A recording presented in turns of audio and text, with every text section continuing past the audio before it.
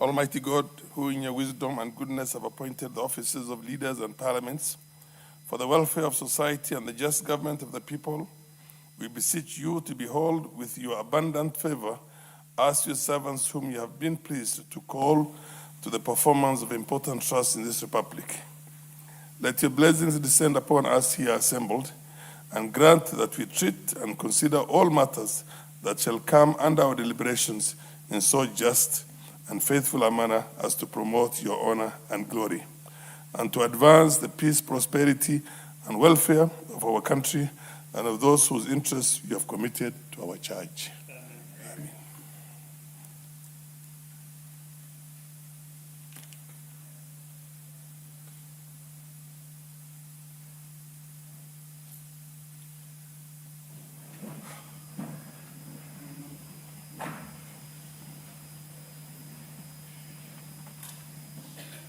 Amen. Nimekupata.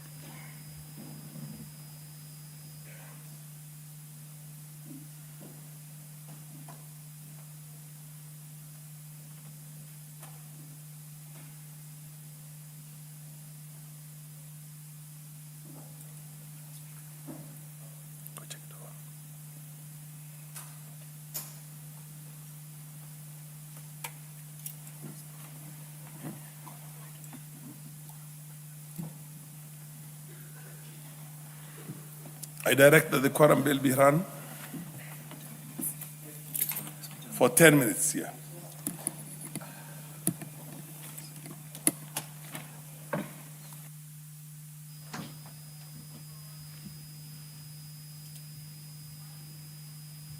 Live proceedings from the National Assembly this Wednesday morning. It is a sitting that is being presided over by the fourth chairperson of committees, the Honorable Farah Malim, and he's just declared a lack of quorum in the National Assembly this morning and ordered ringing of the quorum bell, and that is standard procedure pursuant to Standing Order 34-1 of the House that requires a minimum of 50 members in order for business to commence in the National Assembly, and that quorum bell will ring for 10 minutes, and if no quorum is present, then the Speaker may direct that the bell be rung for another 5 minutes.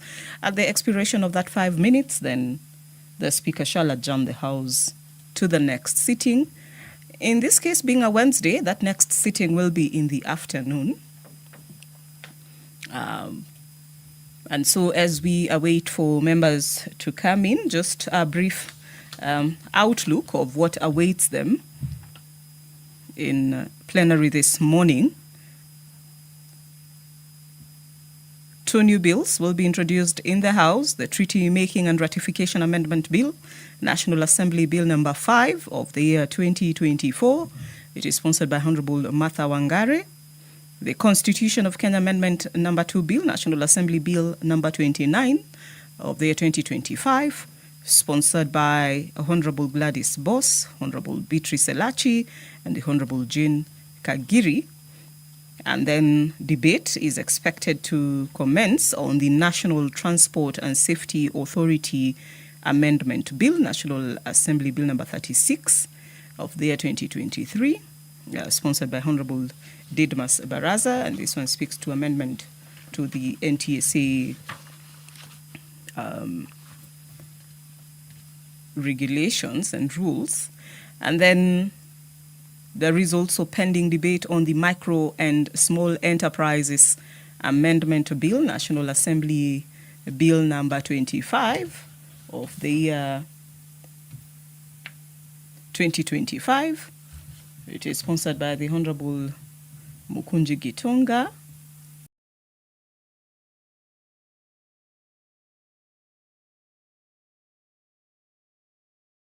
And Uptick. This morning as well, members will be hearing from a statement regarding a matter raised by the Honorable Joseph Tonui the Member of Parliament Kuresoi South, and this is about the prolonged delay in the repair and replacement of faulty electricity transformers. This issue will be addressed by the Energy Committee.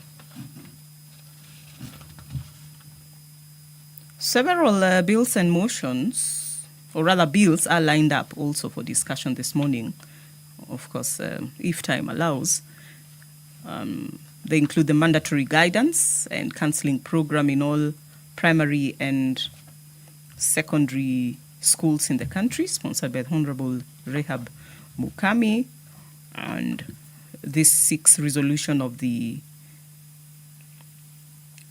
government through the Ministry of Education and regarding introduction of a mandatory structured and timetabled guidance and counseling program in all public and private primary and secondary schools in the country,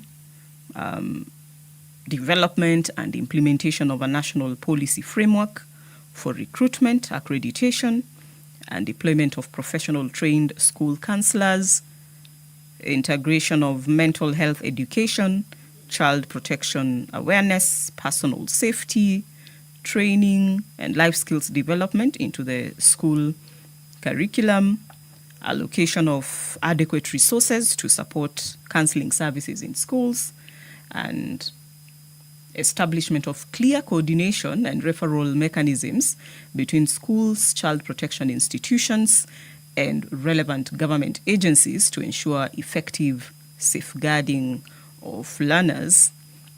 And the Honorable Mukami bases her motion on the argument that learners in primary and secondary schools across the country are increasingly exposed to social, psychological, and behavioral challenges. This include drug and substance abuse, indiscipline, school unrest, academic underperformance, and just noting that there is an increase in the cases of violence, especially sexual violence against children. Orderlies there taking the numbers, taking note just to ensure that that quorum is attained this morning. The quorum bell is still ringing, a minimum 50 required. And we do know that members, other than being or being required to participate in debate in plenary, also sit in various committees just to prosecute issues presented to them by various stakeholders. And so that bell is just ringing to implore upon them to come in and take part in this session. The morning sitting ideally is reserved for their bills and motions, and so it is also an opportune time to prosecute matters, canvass matters that they also want to. Policy to develop a structured engagement of National Youth Service graduates as security officers in government institution is another motion that is pending before the National Assembly, sponsored by the Honorable Gertrude Mbeyu, and highlighting that with about 18,000 youth graduates from the National Youth Service annually,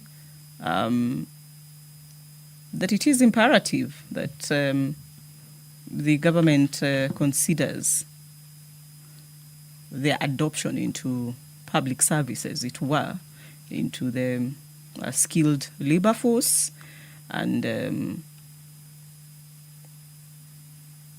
the resolution here will be that the national government develops and implements a policy framework and clear guidelines to guide government ministries, departments, relevant agencies on just how they can prioritize the engagement of the National Youth Service graduates to provide supplementary security services to public entities. Also, it should determine the criteria of a formula for allotment of a quota of provision of security services in public entities to the National Youth Service graduates and private security services firms, and also just put in place modalities for structured recruitment, deployment, and terms of service, including remuneration, training, career progression for these graduates once they complete their training. I direct that the to quorum just bell be ensure run for that an additional 5 minutes. they're And where engaged are the to whips? provide supplementary. Where are the chairs? Where are the ranking officers here? Kena Pukose and Murugara. Go and whip your troops. Go and whip your troops.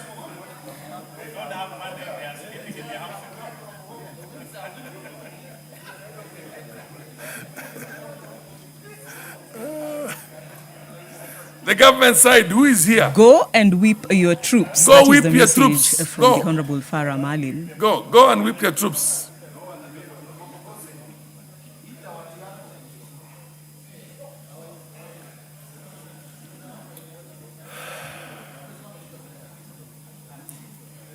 He has repeated it, the Honorable Farah Malin.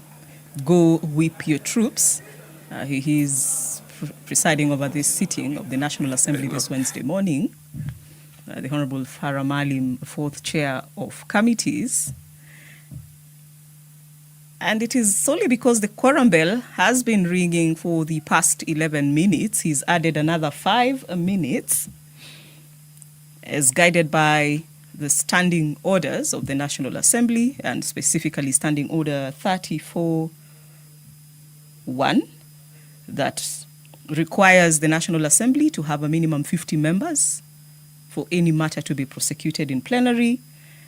Standing Order 34-2 further elaborates that in case that quorum is not present when the first bell is being rung, that is for 10 minutes, once that time lapses, then the Speaker will add an additional 5 minutes, and at the expiration of that, then he shall adjourn the House forthwith to the next sitting.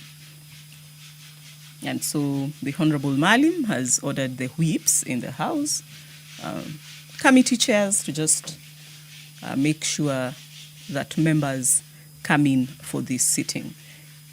In the event that at the expiration of the 5 additional minutes, there is no quorum, that is, there are less than 50 members in the chambers, then the Speaker has that discretion to adjourn the House. And this being Wednesday, that next sitting will be this afternoon. And so ideally, they will still be required to come back. Members coming in as the orderlies keep tabs. And any moment now, that number, that is 50, could either be achieved or not, just depending on how fast they respond to that. Where is the leadership of the House from the ruling party? Murugara, it doesn't augur well.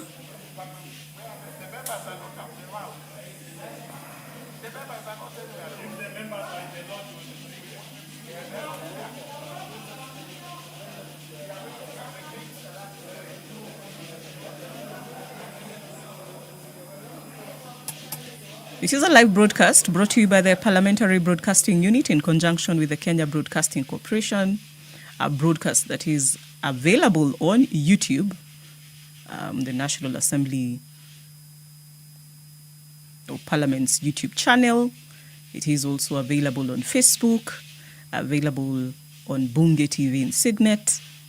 And Wednesday, of course, is that day when both houses of Parliament sit, and so there is a session underway, a session of the Senate.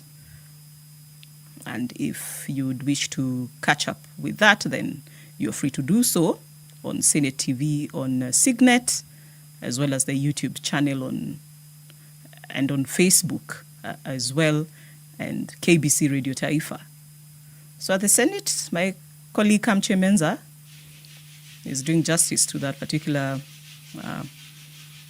proceeding via commentary to get more about what is happening from Radio Taifa.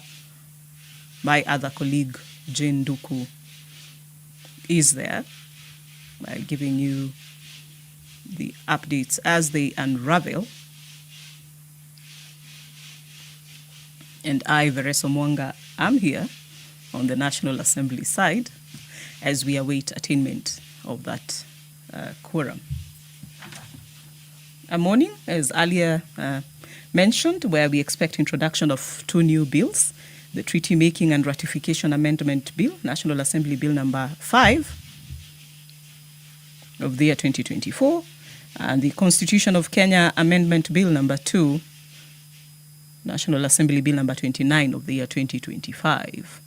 Those are 2 new bills that should be introduced in the House. They should come up for the first reading before they proceed to the next stages.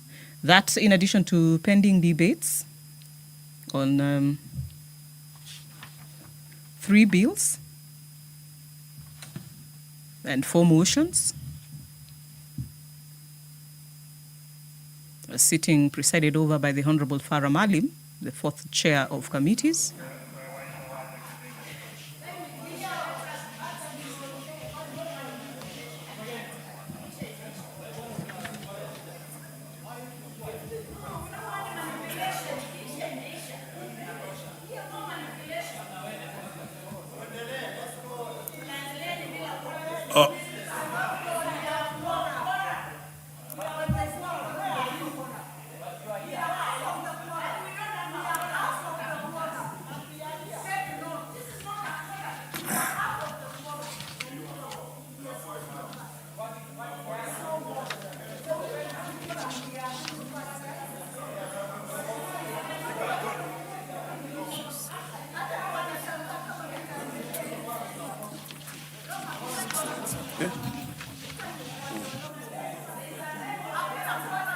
Confirmation of whether there is quorum or not.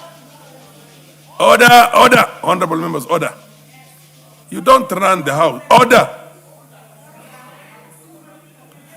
Order, I think we now have quorum. Order. Order. Order, honorable members, take your seats. Take the nearest seat. Order. Order. Order, order. Proceed, proceed. Proceed. Proceed. Proceed. Proceed. Order number 1, administration of oath. Order number 2, communication from the chair. Order number 3, messages. Order number 4, petitions. Order number 5, papers. Where is the majority leader? Order, order. Okay, let's go to the next order. Statements.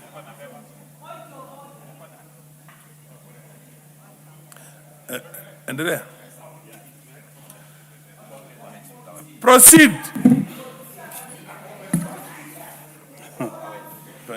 Honorable Speaker, I beg to lay the following papers on the table of the House on behalf of the Majority Leader. Today, Wednesday, 29 July 2026, morning sitting. A, revised version of legal notice number 27 of 2026 relating to the civil aviation certification of air navigation service providers regulations 2026, explanatory memorandum, evidence of stakeholder consultation, and public participation report of stakeholder on the regulations from the Ministry of Roads and Transport. B, report to Parliament on all new loans contracted by government from 1st January 2026 to 30th April 2026 from the National Treasury. C, price stability target and the economic policy of the government from the National Treasury for financial year 2026-2027.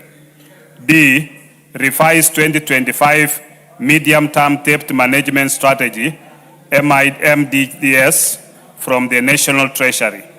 E, report for the fourth quarter of the National Government Constituencies Development Fund for the financial year 2025-2026. F, implementation status of Public Accounts Committee recommendations on the national government accounts for financial year 2022-2023, Treasury Memorandum from the National Treasury. G, annual report of the insurance industry for 2024 from the Insurance Regulatory Authority.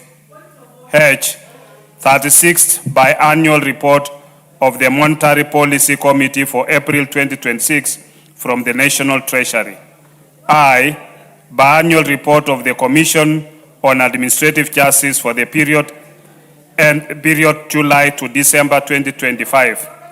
J, reports of the Auditor General and financial statements for the years ended 30th June 2021, 30th June 2022, 30th June 2023, 30th June 2024, and 30th June 2025, and the certifications therein in respect of the following. 1, Huruma Girls High School. 2, Kahuya Girls High School. 3, Kajiambau Secondary School. 4, Kajianduthi High School. 5, Kari Kamburi Secondary School. 6, Kiurani Boys High School.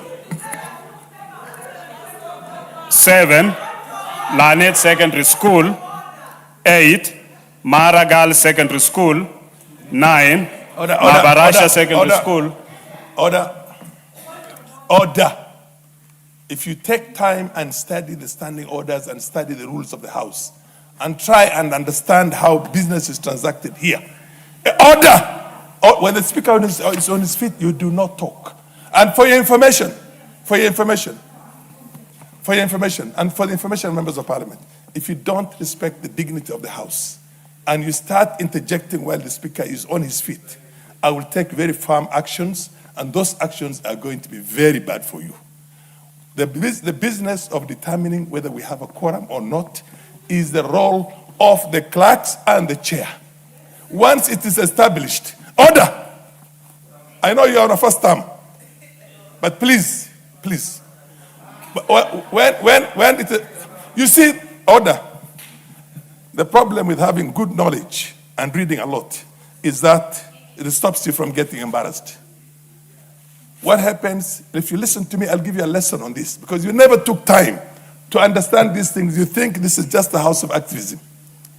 When it's already declared business shall continue because of a communication from the clerks and the chair, you wait. If you are convinced that there's no quorum, then you rise at the appropriate moment and again say, Mr. Speaker, you need to go, you are invoking the relevant standing orders and you say there's no quorum. Then, of course, it's going to be checked. If members have walked out or there's no quorum, that one again will establish whether there's going to be a quorum or not. So let us, the very basic thing is that you respect the dignity of the House you're in. And let us follow the rules, please. Proceed. Proceed. I am waiting for this. If you have any issue to raise, you will raise at the appropriate moment. Order. We'll continue. I continue, Honorable Speaker, from 9, which is Mabarasha Secondary School. 10, MCK Kisumu 78 Secondary School, Isiolo. 11, Mengsamwenye Secondary School. 12, Mukuuni Boys High School. 13, Naivasha Girls Secondary School. 14, 30 Secondary School. 15, Nyakiambi Girls Secondary School. 16, Riamukurwe Secondary School. 17, Shaletei Mixed Day Secondary School. 18, St. Francis Assis Kiungani Secondary School. 19, St. Mary Magdalene Girls Secondary School, Thikingi. and 20 Uhuru Secondary School. Thank you, Honorable Speaker. Next order. Honorable members, I refer A to the relevant committee, and in this case, it's a committee on delegated legislation. And B, I refer this one also, report to Parliament on all new loans contracted by the government from the 1st of January, and the details are there. I direct that this be referred also to the Committee on Public Debt and Privatization. Next order. Order number 6, notices of motion. Order number 7, questions and statements. The Honorable Kibagendi, can you give your statement? We start off with the questions, yeah? We start off with the questions. Proceed. Thank you, Honorable Speaker. Order, just take your seat. Yours is a statement. You're seeking a statement. Am I right?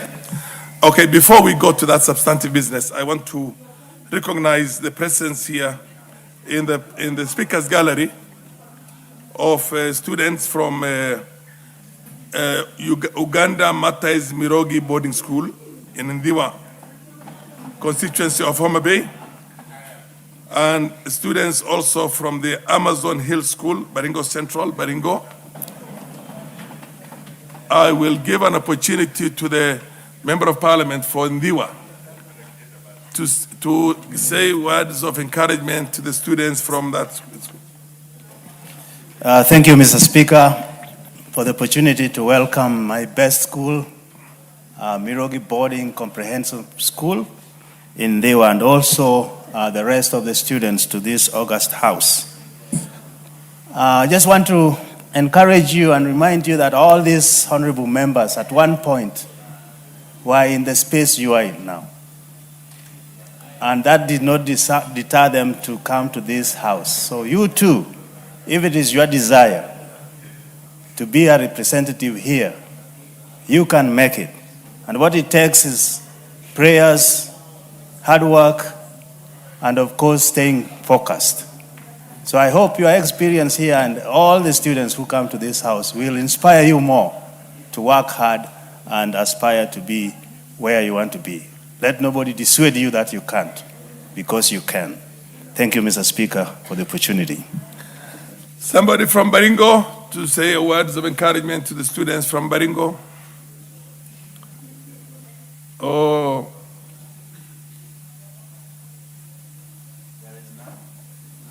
The Honorable Member of Garissa Township, please proceed, and you share what you call pastoralism and nomadism and livestock. So proceed and encourage them. Thank you very much, Honorable Speaker. And on behalf of the House and on behalf of the pastoralist communities from this country, let me also take this opportunity to welcome these young students, our young next generation of leaders of this country to this honorable house. Let them feel what happens in this side of the country, of this legislative arm of the government. And I will encourage them in the future to aspire to be good citizens and to aspire to be members of this house so that they set the agenda and the foundation for the other generation after them. Thank you, Honorable Speaker. Yes. I also want to recognize the presence of students from Moi Siongiroi Girls Secondary School from Chepalungu constituency of Bomet. The Honorable Bomet is an agricultural, what do you call, constituency. The chairman of agriculture in this house, one Dr. Mutunga. Thank you very much, Honorable Speaker. Honorable Speaker, I wish to thank the students from Bomet constituency for having come here to see what happens in Parliament, I would like to tell you that it is possible for you to be here. All you need to do is to listen to your teachers very well, be an obedient student, grow in terms of education, and also pursue to know more about this country and about other countries so that you can be effective when you come to such a house and have an interest, because all dreams are valid. Thank you very much. Without questions? Kibagendi, Honorable Kibagendi. Thank you, Honorable Speaker.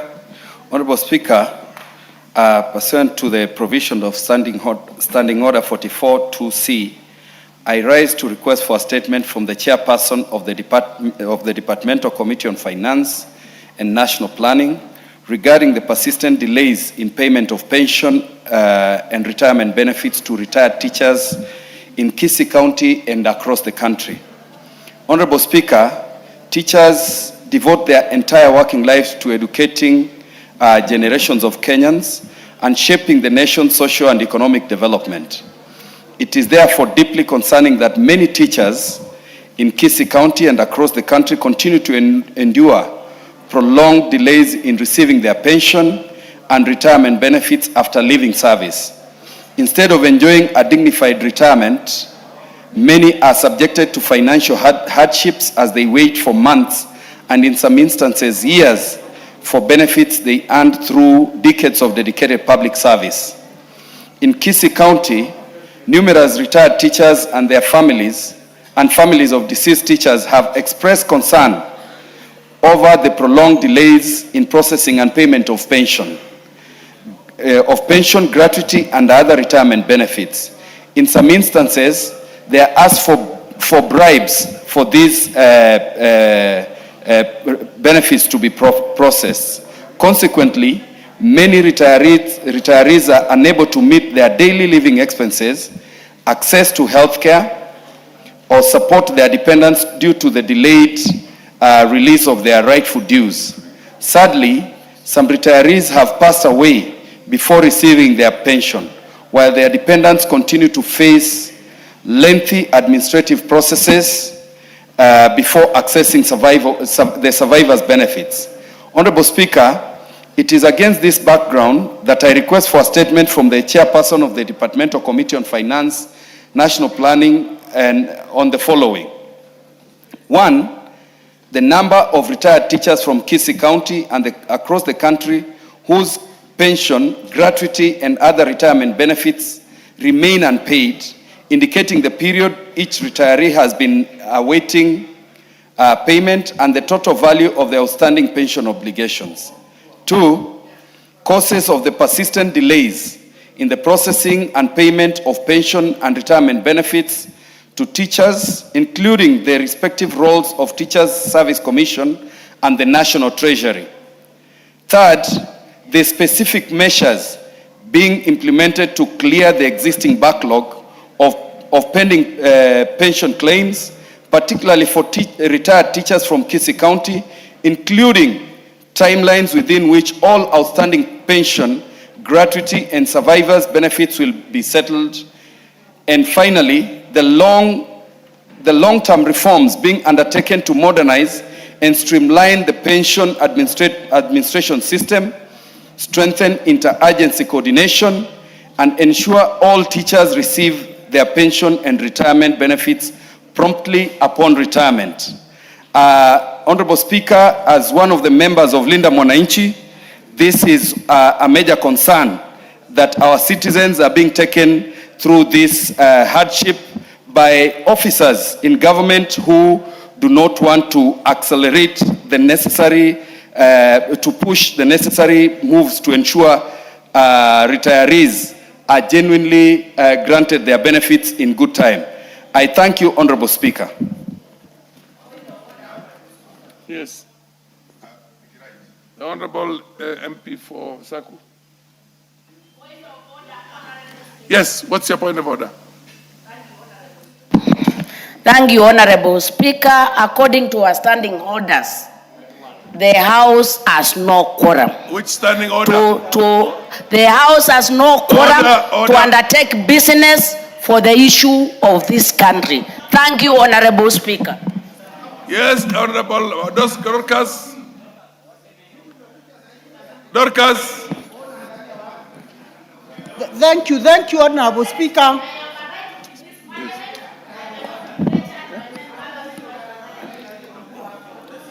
Honorable Speaker, Yes. allow me Yes. to weigh in into the matter that Honorable Kibagedi has just highlighted. Yes. Honorable Speaker, the matter at hand, and I want to correct Honorable Kibagedi and tell him that teachers don't belong to Linda Mwananchi. The teachers of this country belong to the government of the day, Honorable Speaker.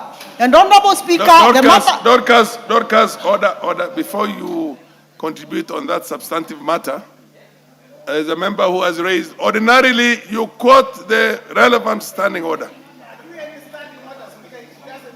You...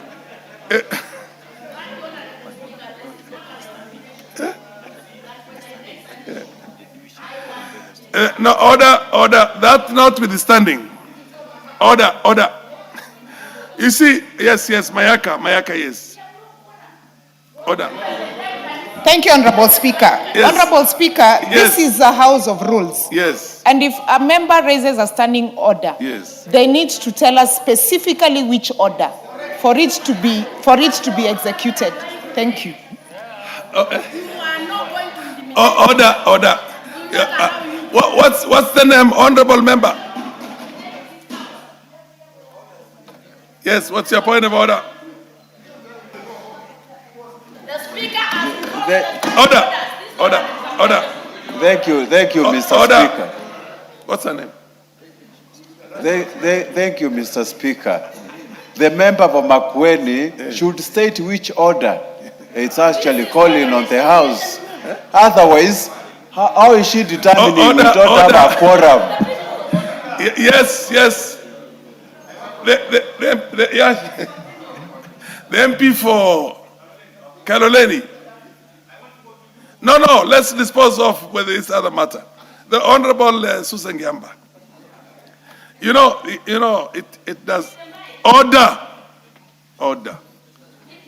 Yes. Honorable Susan Kiamba, the MP for Makueni. Order. Order. The reason why I want us to have order. Order, honorable members. The reason why we want to protect the dignity of this house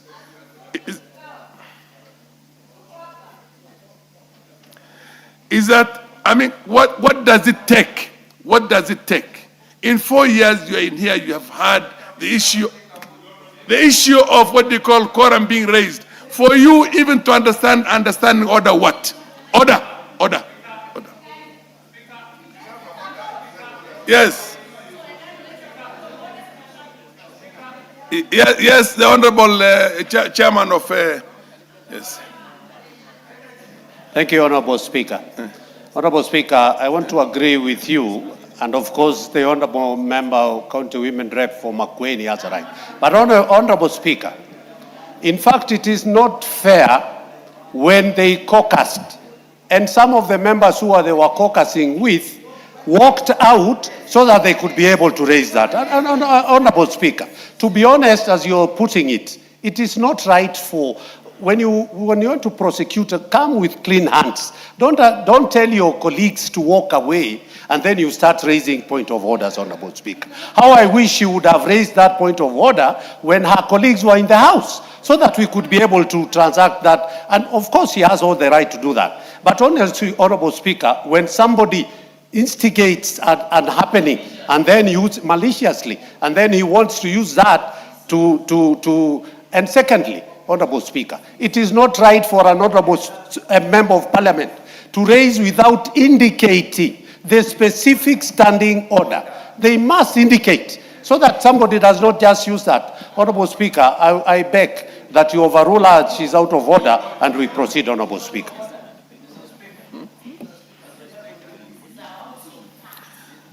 Honorable, yes, the Honorable MP for Nyando. Hamuna standing order, namba ngapi? MP for Nyando. Please give him the mic.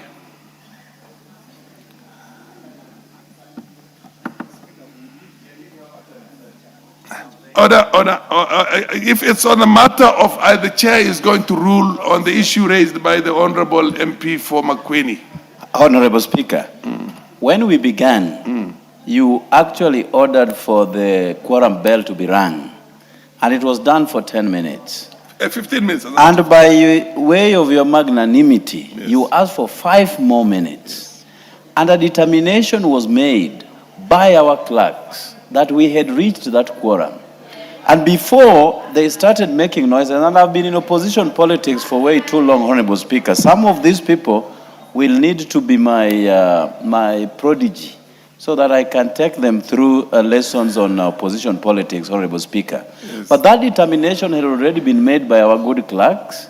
We started prosecuting our businesses, and just as my brother, Honorable Gikaria, is saying, you cannot ask people to walk out and then ask for equity. You have to come before equity with clean hands, Honorable Speaker. We have a quorum. Let us transact. The country is awaiting our prosecution of matters before this House. There are pertinent issues that are going to be raised, which appear in the order paper. We are not going to sacrifice the betterment of this House at the altar of noises from people who do not understand politics of opposition, Honorable Speaker. Let us continue as your direction and rule about this matter, Honorable Speaker. I thank you. I want to determine this thing, so please let's not waste time on it. Dawood, what is your point of order? Thank you, Mr. Speaker. Mr. Speaker, the Honorable Member for Makueni, initially she should have said which standing order. So if she did not say it, it is null and void, so there is nothing to be discussed. Honorable members, all that notwithstanding, which the chair takes note of. Indeed, the chair did not a caucusing and members walking out. But that notwithstanding again, the chair is going to direct that the clerks at the table and the sergeant at arms determine whether we do have a quorum or not. And if we don't have, then we'll have to ring the quorum bell. Determine, please, that.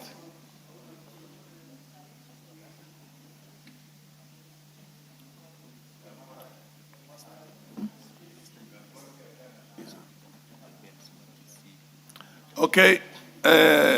I direct that the quorum bell be rung for 10 minutes.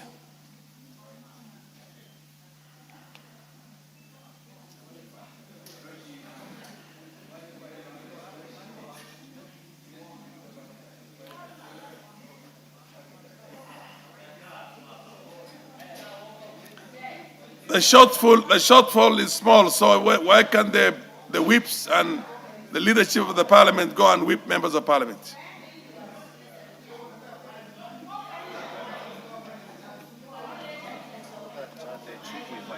Yeah. Kimbia.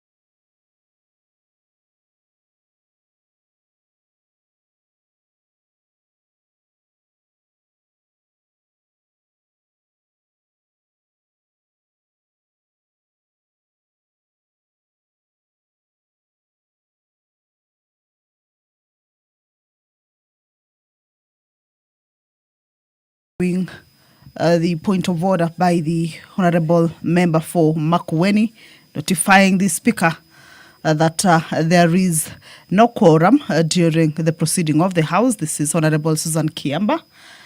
And the Speaker, that is Honorable Farah Maalim, the fourth chairperson of committees, has directed that the quorum bell be rung for 10 minutes to give room for members to make their way back to the chamber. Remember, the quorum had been attained at the commencement of the sitting of the House. So that lack of quorum during the proceeding of the House is just to inform the members that their presence into the chamber is yet again required. So that quorum bell is to allow members to get back into the chamber. And the Speaker has directed the whips, of course, to call back the members into the chamber. The business that the members of the National Assembly shall this morning be considering include motions as well as bills. There are bills that are lined up for first reading and also bills coming up for second reading. The Micro and Small Enterprises Amendment Bill, a bill originating from the National Assembly and sponsored by Honorable Mukunji Gitonga, and also the Employment Amendment Bill, a bill originating from the National Assembly and also sponsored by the Honorable Didmas Barasa.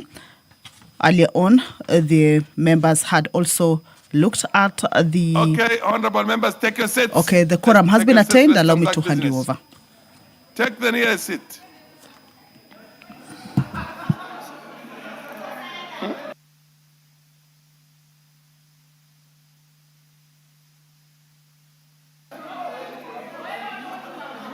It's Mifka. Two. Order, honorable members, take your seats. The quorum bell to stop. Order, honorable members, we have quorum now. Let's transact business. The chair of the Finance Committee is in, or vice chair or a committee member? Yes, MP for cases. Order. Thank you, Speaker. I'm briefed on the question that requires the committee attention, and I want to take on behalf of the chair that within 2 weeks, we will bring the response to that question. Order, I want, before you do that, we want one or two members to weigh on that statement. MP Mudhoni. Thank you very much, Honorable Speaker. Honorable Speaker, I said I want to weigh in this matter raised by Honorable Kibagendi. And on the outset, Honorable Speaker, as I contribute to this matter of pension, I want Honorable Kibagendi to be cognizant of the fact that the teachers of this nation are not employed by Leader Mwananchi. They work and serve the government of the day. So they are squarely under the Kenya Kwanza administration led by one William Samoei Ruto. Honorable Speaker, the matter of pension is a very thorny matter that has been canvassed in this House time without number. Honorable Speaker, I'm saying this is the high time that pensioners are treated like citizens of this country, recognized for being patriotic and reaching the retirement age. Honorable Speaker, it is not only teachers. I want to say all pensioners should be respected because retirement is not an accident, Honorable Speaker. Retirement is something that is known, that should be planned for, and the pensioners should get what they are supposed to get immediately after retire. I'm aware that there are several reforms that are in place from the ministry, from the Department of Treasury, but Honorable Speaker, fair enough, you made your point. Honorable Speaker, I say pensioners should not suffer. They should get what they are supposed to get timely. Thank you, Honorable Speaker. Order MP for Saku.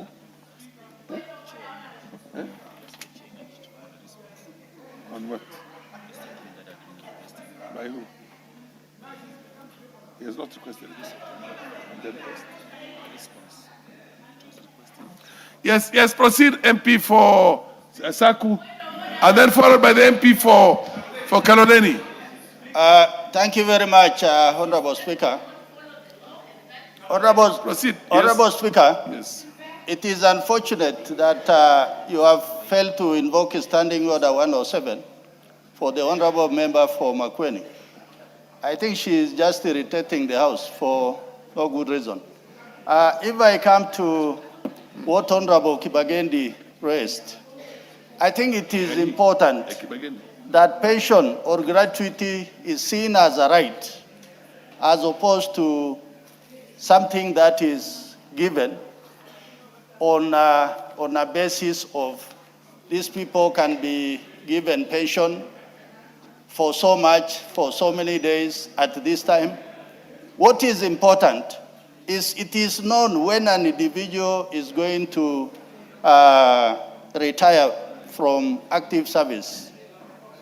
The timeline is known, and the idea of pension around the world is to maintain some standard of living and decency.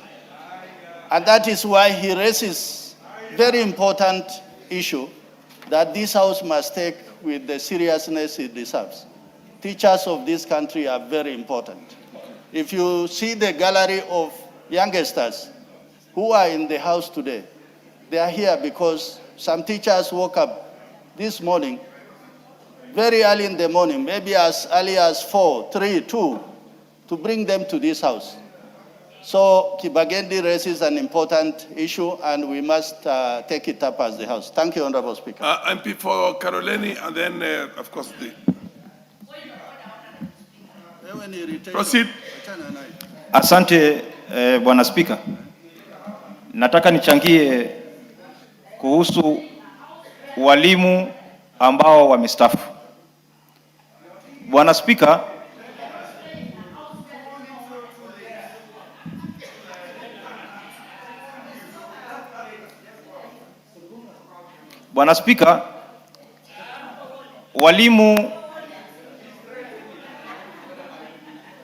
walimu wa nchi hii. Order, honorable members, order.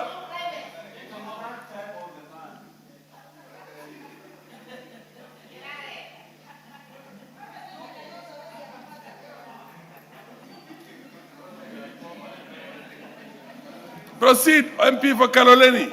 Asante, Bwana Spika.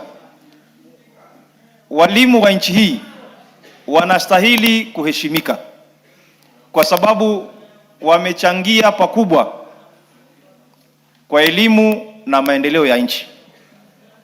Ni jambo la kuhuzunisha, Bwana Spika, wakati walimu hawa wamejitolea na kufundisha wananchi na siku yao ya kustaafu inajulikana, lakini baada ya kustaafu walimu hawa wameendelea kuteseka. Hawawezi kupewa marupurupu yao ili waweze kujimudu kimaisha. Tume ya kuajiri walimu inatakikana iwe na mipango kabambe. Kama mwalimu anajulikana anaenda anastaafu, anatakana apangiwe marupurupu yake, siku anastaafu apewe pesa zake, aende nyumbani akaweze kujisaidia. Ni jambo la kusikitisha, Bwana Spika, walimu wengi wamengojea marupurupu yao hadi wamefariki kabla kupata marupurupu yao. Hali yao ya afya pia inakuwa ni duni, hawawezi kujimudu kwenda hospitali kwa sababu hawapewi marupurupu wakati unaofaa. Na si walimu peke yake, wafanyaji kazi wote wa serikali inatakikana wapangiwe mapema ili anapostaafu aweze kwenda nyumbani akijua kwamba amekuwa na mchango mkubwa katika taifa letu. Kwa hivyo, Bwana Spika, bunge hili, hata sisi tuko hapa, tumetokea kwa shule, inastahili tuwaenzi walimu wetu, pia madaktari, polisi, mtu yote ambaye anastaafu katika serikali anatakana apangiwe mapema ili asihangaike. Wengine paka sasa wana zaidi ya miaka 10 tangu wastaafu na hawajapata marupurupu yao. Ni jambo la aibu, na tunatakana kama bunge tuweze kusimama tusaidie watu wote ambao wamestaafu, hususan walimu, madaktari na walinda usalama. Asante sana Bwana Spika. The lady, yeah.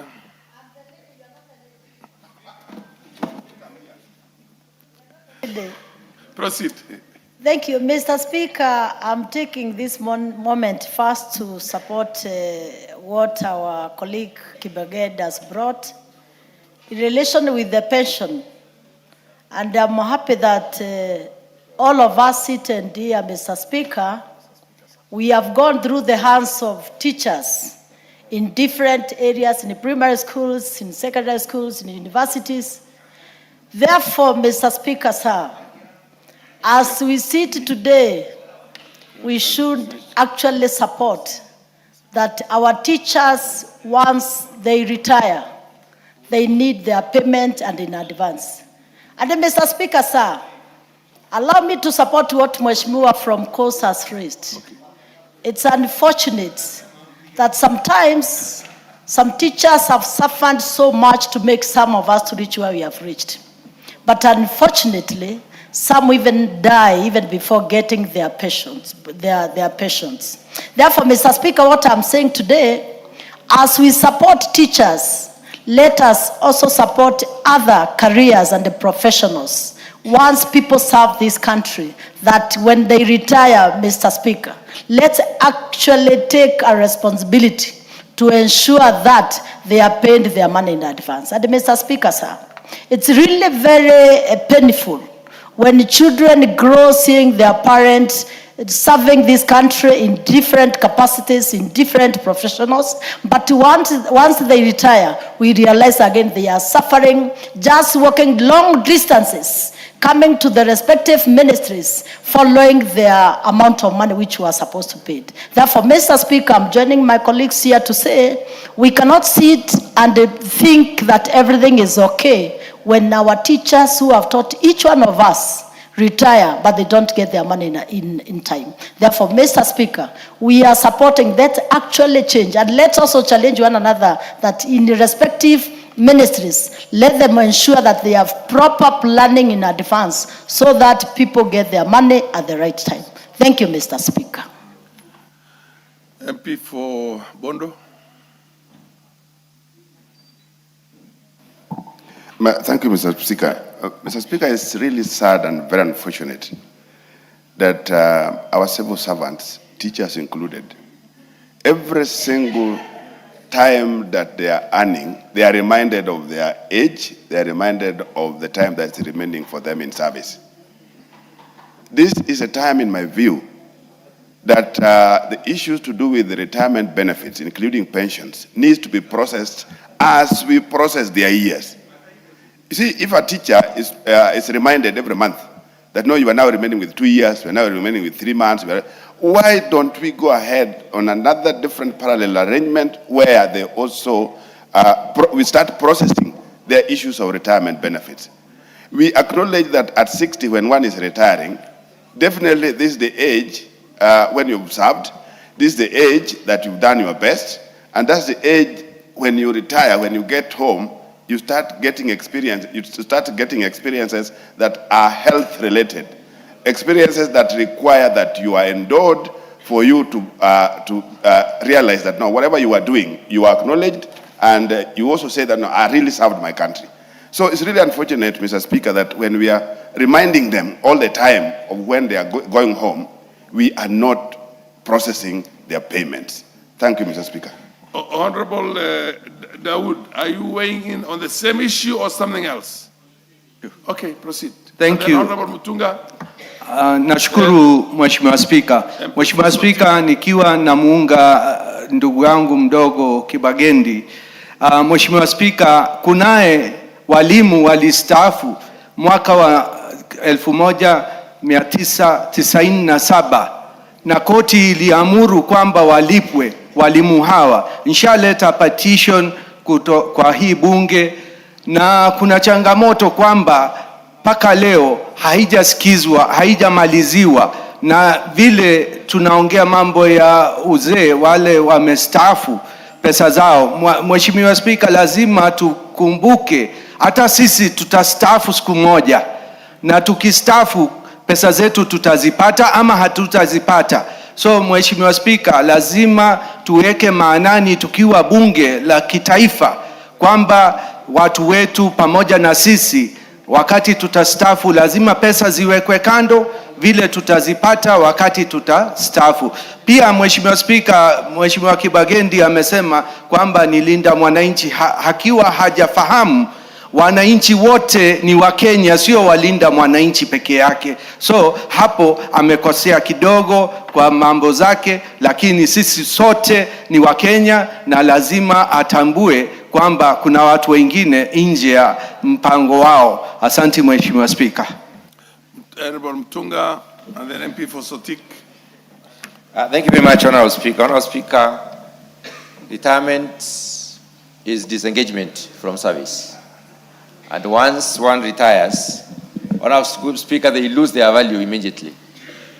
They lose their regard from the colleagues, the former colleagues in office. They lose their recognition. They lose almost everything. And that is a status that we need to change as a country. Because these people, as they worked, they were important in those areas and the dockets that they drove. But upon retirement, they are disregarded, which is really unfortunate. Honorable Speaker, I would like to align my thoughts with what the Honorable Kibagendi has brought to this floor, that we need to have these teachers and other retirees from the civil service supported. Most of the teachers, Honorable Speaker, are very organized. And they organize their lives with the little that they earn. And in so doing, they are able to even project what comes in the future and plan for their retirement benefits. But they are affected in their planning because the retirement benefits are not available when they need them. Honorable Speaker, it's unfortunate to also note that sometimes they are even required to pay so that they can get their benefits. They are required to bribe, which is wrong. Honorable Speaker, most of the leaders in this House have been consulted at one point or another by a teacher or a retiree from the civil service to try and assist them to move their files towards payment. And it has been an issue. Honorable Speaker, I propose that Honorable Kibagendi may bring amendments to the Retirement Benefit Act so that we may look at how do we make it mandatory for the retirement benefits to be processed progressively as subordinates retirement, so that at the date and time of retirement, they are able to get their benefits immediately and plan for their benefits into the future that they get into after retirement. So, Honorable Speaker, knowing that they are less resourced and there are demands that they also pay, it is really unfortunate. So I believe Honorable Kibagendi has brought in a good idea, and we need to organize, to support it so that we may be able to look at how do we need to amend the law so that we can make it mandatory for all civil servants, all public servants, and even the people serving in the private sector to have their benefits organized and prepared as they near retirement so that they don't have to go back to those offices to seek for assistance. I thank you, Honorable Speaker. I know every member of parliament would want to weigh in on this, everybody who's in the chambers now. Mr. Speaker, sir, I want to... We cannot accommodate everybody. We have to move on with the business, yes. Mr. Speaker, sir, I want to thank you for giving me this opportunity to also weigh in on this statement. A friend of mine called Honorable Kibagendi. I want to say I respect this gentleman. He's a friend of mine, he's a neighbor. But the statement is very, very important to this nation. But Honorable Kibagendi came in with another statement from Linda Mwananchi, which made me a bit disappointed. I want to remind Mheshimiwa Kibagendi that the government in charge is the Kenya Kwanza government. And anything you are going to ask should be addressed to the government which is existing. I know you, over the weekend, you had a lot of movements, and you are made to understand that you are in government. No, my friend, you still have a long way to go. And I want to remind you that we are going to work hard to make sure that these teachers are paid. Mr. Speaker, I want to say Honorable Kibagendi has raised a very serious issue. Honorable Speaker, in my constituency, I have a lot of teachers. And in fact, I want to weigh in on what Honorable Dawood has said. The teachers who took a case to court and they were accepted, the court order was given, and nothing has been done. For how long, Mr. Speaker, are these teachers going to suffer? All of us has passed through the hands of teachers. They are the most respected people in our society. But now, when they are retiring, why should we subject them to serious problems, in fact, including even asking for bribes? Mr. Speaker, I would like to suggest that we go beyond a statement which my friend has raised, and in fact demand that the minister comes and give us a proper and serious statement. And in fact, I'm also going to request Honorable Kibagendi to bring an amendment so that teachers are, what is wrong? Nowadays we have the technology. Why should we wait? Why should teachers travel from Sotik to Nairobi to ask for peanuts? Mr. Speaker, we need to give teachers more respect. I'm very concerned. And in fact, Mr. Speaker, people who line up in my constituency to see me are mostly teachers who are now looking very desperate and dejected in the society. Mr. Speaker, I would like to request that we go beyond the statement which my friend has raised and look into this issue more seriously as Parliament. Thank you, Mr. Speaker. Yeah. The MP for Kasese, Aden, this has had sufficient attention, but I do understand. Teachers are very powerful opinion leaders back at home, and every member of Parliament would want to support them, but we don't have, this is just a statement. You do it when you have a substantive motion on the floor of the House. So for now, let's allow, Aden, take 1 minute, and then MP for Kasese, on behalf of the Finance Committee, will then give an undertaking. Thank you, Chair, for giving me this opportunity. I think this is a very, very weighty statement, and it's a problem that is crisscrossing the whole country. This morning alone, I have received about 3 calls from teachers who have retired and asking me, now this is a new financial year, where is our money? How far have they gone? You know, we go there day in, day out, things are not moving, teachers are suffering. Some of them, although they have retired, they have some children still in school. Their children are chased away from school because of lack of money, and they get so frustrated, and ultimately, a few of them actually even lose control of their own lives and may even cause suicide. Otherwise, I support this, and it's a very, very important issue that need to be put with a lot of effort that is required. Thank you so much.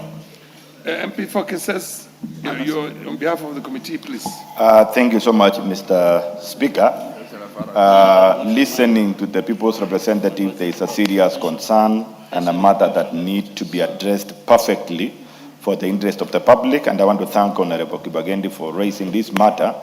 However, listening to members, you put it in a political question, but I want to say this is an administrative question, not a political question, and it's a responsibility of the current regime to make sure that this thing is addressed. And Mr. Speaker, committee, we want to promise that we are going to take the shortest time possible, believing and knowing that nowadays systems are supported by technology, it has been digitized, and that there is no need for the traditional bureaucracy to delay the interest of teachers. It is something that we are going to look at, and we will look at far beyond teachers alone. We want to look at the entire public service rights. Whenever somebody has served the nation, has given service, and discharges duties well, upon retirement, he or she should be going home happy, not again going back through stress. So this is something that we have to look at it. Lastly, Mr. Speaker, while I saw my good friend, Honorable Jessica, quarreling there, and I was able to look at your gallery, and looking at the students who are seated here today, we are duty bound as honorable members to conduct ourselves in a manner that befits the honor of this house, because these learners are here to learn good and best practices of leadership. We should not be exposing and showing a character that is going to demean this house or to inspire and a behavior in schools that is not what they are. We've seen schools being banned. Children are learning a lot from leaders. So it's something that we must conduct ourselves in orderly. Thank you so much, Mr. Speaker.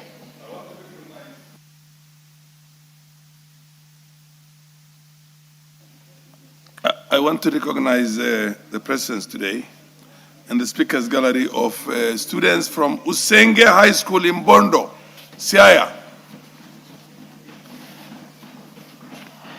Thank you. You may be seated. Thank you. MP for Bondo, give very solid words of encouragement to these young learners.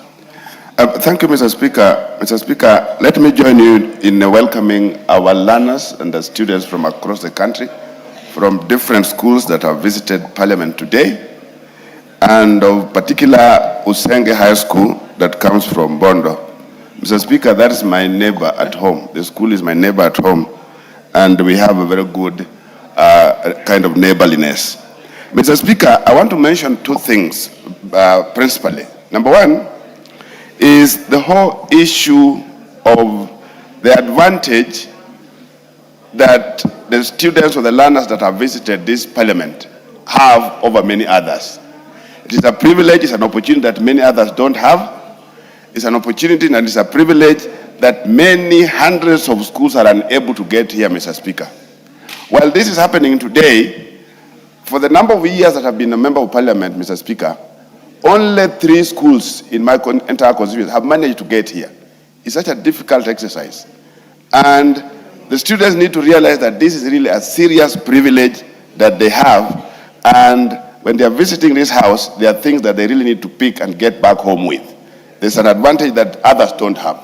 Out of my 48 or so schools, only 3 for over 10 years have at least managed to get here. Getting here is over 800 kilometers back and forth. And having students on the road for days, sometimes it's not a very easy exercise. So please, get this, that is a privilege. Get this, that you have an opportunity that others don't have. Please utilize it thoroughly. The second thing, Mr. Speaker, that I want to mention is, for the learners, either you're in junior or in secondary or senior schools, this is a laboratory for some of your subjects. When you are in a physics lab back in your school, and when there's a chemistry lab back in your school, for those of you who are doing history and government, this is your lab. This is a laboratory for you. For those of you who are doing humanities pathways, this is a laboratory for you. You've come to learn just the same way you'll be in a biology laboratory back in the school. So please pick it. What we are doing here, Parliament is the source of how governments work. Policies, legislations, issues of even money, in terms of how we allocate money, how money goes to do services for this country, are done or are churned from this house. So please, you are in a serious institution, an institution that's really a pillar in terms of how governments run. So please, it's a good opportunity that you are here. We want to pray for your journey mercies back at home. Asanteni sana.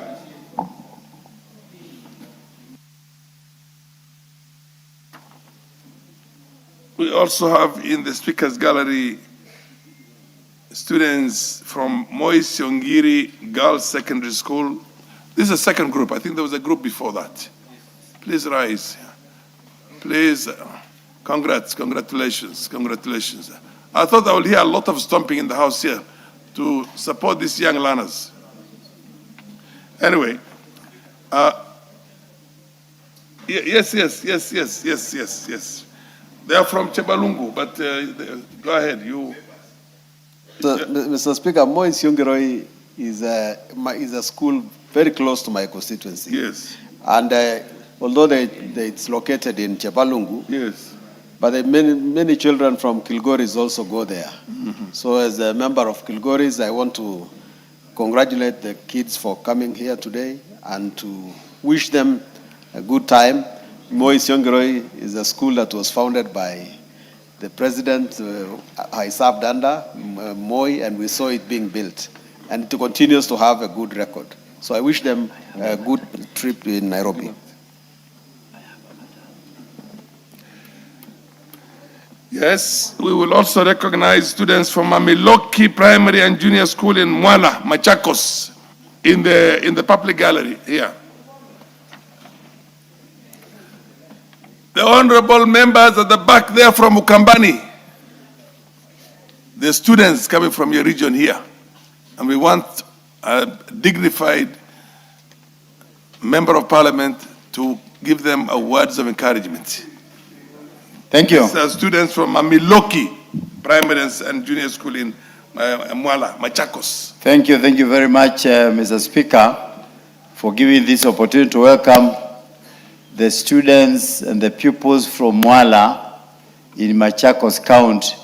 On behalf of the Member of Parliament, Honorable Vincent Kawaya, I want to welcome you to this Parliament so that you can watch the debates and be able to learn more so that in the future you can aspire to be a Member of Parliament. So you are most welcome.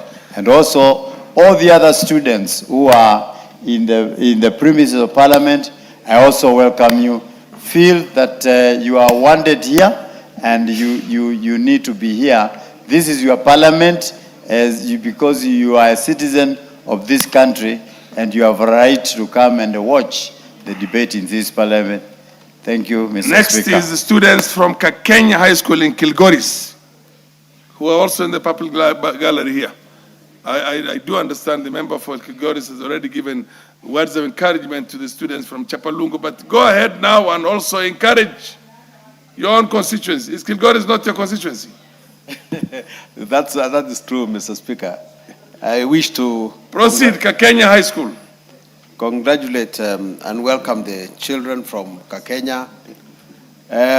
This is a very important school in Kayan Division, founded by a very prominent lady who has worked in the United States, called Kakenya.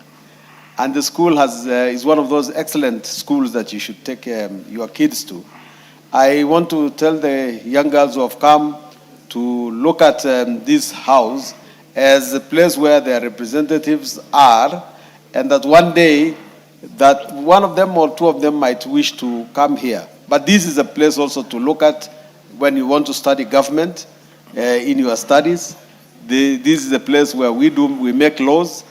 Those on the other side are in the government, and we are here also. But we all are one house that makes laws in the country. So you are quite welcome to this house. Finally, students from St. Luke's Catholic School, Kajiado, and students from Mungoni Primary and Junior School, Igambangombe, Chuka.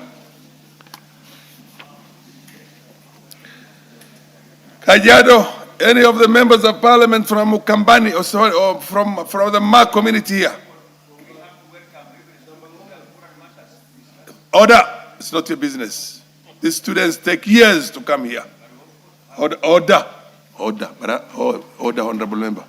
Proceed, somebody should encourage them also. Proceed, honorable member. Order. Thank you, Honorable Speaker. Chuka Igambangombe, Honorable Speaker, is my neighboring constituency from Tharaka Nithi, and I'm from Embu County. I want to take this opportunity to actually welcome and encourage our young men and women, and I want them to take this opportunity to dream bigger, even beyond this house, Honorable Speaker. I believe everybody here remembers that trip to Parliament, and is a trip that encouraged many of us, Honorable Speaker, to actually fight to be in this house. Honorable Speaker, this is the house that makes a lot of contribution with education.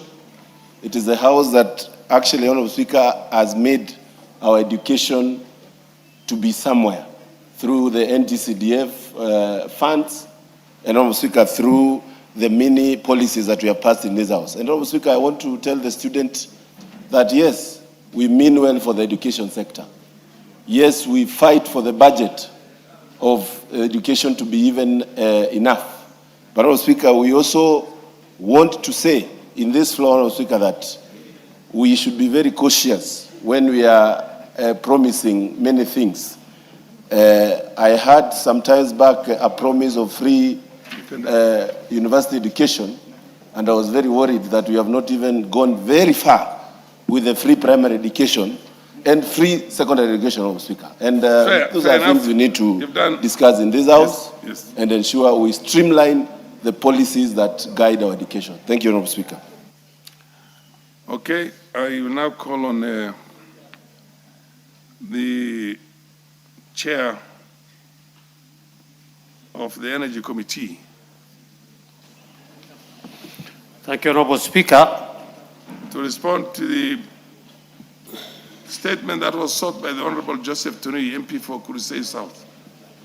Thank you, Honorable Speaker.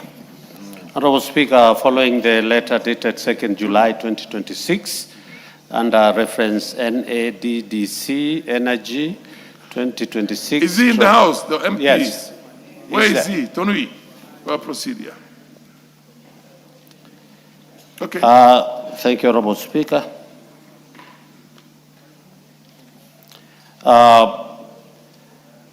The National Assembly Departmental Committee on Energy requested the Cabinet Secretary in the Ministry of Energy and Petroleum to make submissions regarding prolonged delay in repair and replacement of faulty electricity transformers in Kuresoi South constituency, as requested by Honorable Joseph Tanui, Member of Parliament for Kuresoi South constituency. Honorable Chair. In the first question, where the member sought a report on state of transformers serving Kabongoi Primary School, Kapngorot Secondary School, Tomboalo, Tirigoi, Chenungu, Kaprengero, Gorofa, and Leldas Nyalias, including the dates when transformers in respect of transformers were reported and the action taken to date. Honorable Speaker, the response from the ministry is that Kenya Power has undertaken technical assessment of the transformers serving the cited areas and the detailed schedule indicating the date each transformer was reported, the assessment conducted, and the status of remedial works is submitted to the committee by KPLC as follows. Honorable Speaker, we have a schedule that has 10, we start, the first one is Tirogoi Primary School. The fault was reported on the 5th February 2026. The faulty transformer was replaced on the 15th March 2026, restoring electricity supply. 2, we have Gorofa Secondary School, reported on the 6th of February 2026 and replaced on the 14th February 2026. 3, Tambuago Primary School, it was reported in 2020, Honorable Speaker. The 20 kVA stroke 33 kV transformer confirmed faulty and to be replaced by July 2026. Honorable Speaker, the list goes on, and the last one is Kaplengero. Investigation established that the associated medium voltage line was not formally handed over to KPLC by the by REREC. Honorable Speaker, the line also have several technical defects, including vandalized earthing. Kenya Power has initiated engagement with REREC to undertake a joint technical inspection and facilitate corrective actions prior to the commissioning of the transformer.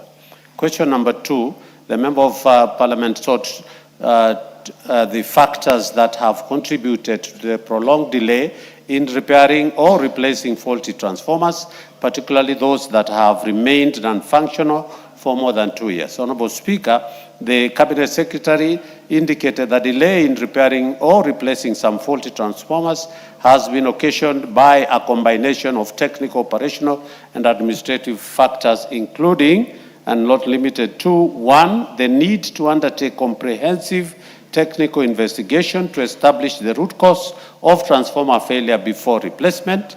2, stock supply challenges for the 25 kVA stroke 33 kV transformers in the last financial year. 3, the requirement to complete prerequisite works such as metering, installation, network configuration, and correction of defects before new transformers can be energized safely.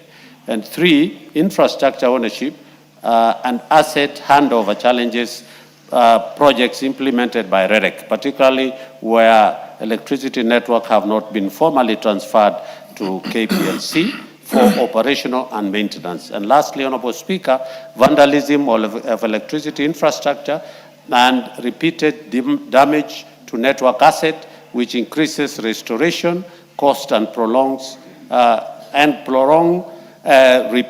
timelines. Honorable Speaker, the Kenya Power continually reviews these challenges and prioritizes interventions to minimize restoration timelines while ensuring the safety,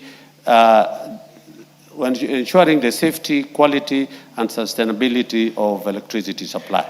3, the member also wanted to get a response on the measures put in place by the ministry and relevant agency to restore electricity supply to the affected areas and the timelines for the repair or replacement of the faulty transformers.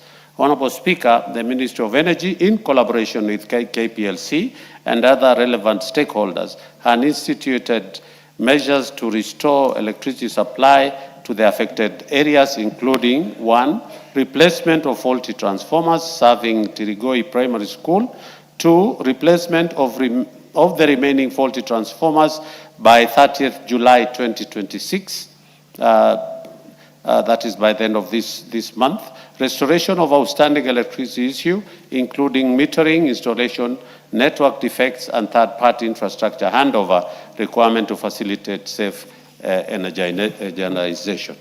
Honorable Speaker, the 4th question was the long-term measures being implemented to improve maintenance, reduce response time for transformer failures, and ensure reliable electricity supply to customers in Kuresoi South constituency and other affected areas across the country.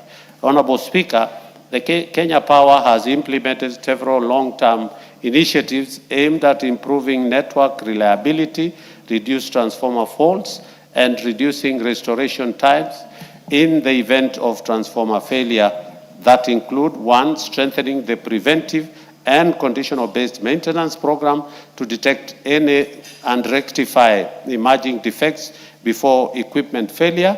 2, increase investments in replacement of aging transformers. 3, maintaining strategic stocks of transformers and critical materials to enhance emergency response capability. And 4, Honorable Speaker, strengthen collaboration with the county government, security agencies, and local communities, combat vandalism, protect electricity infrastructure, and safeguard power line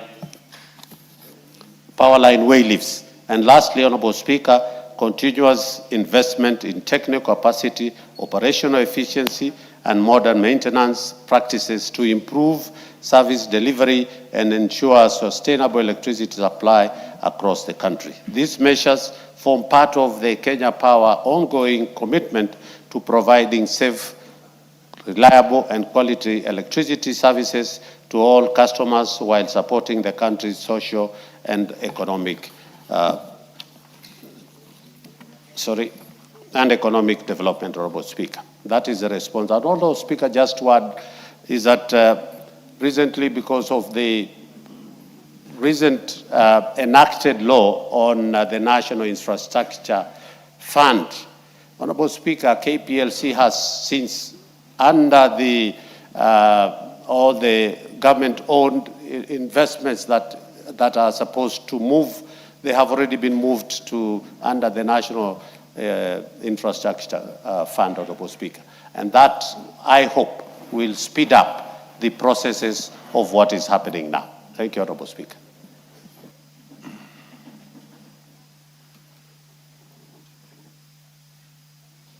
The MP for Kuresoi.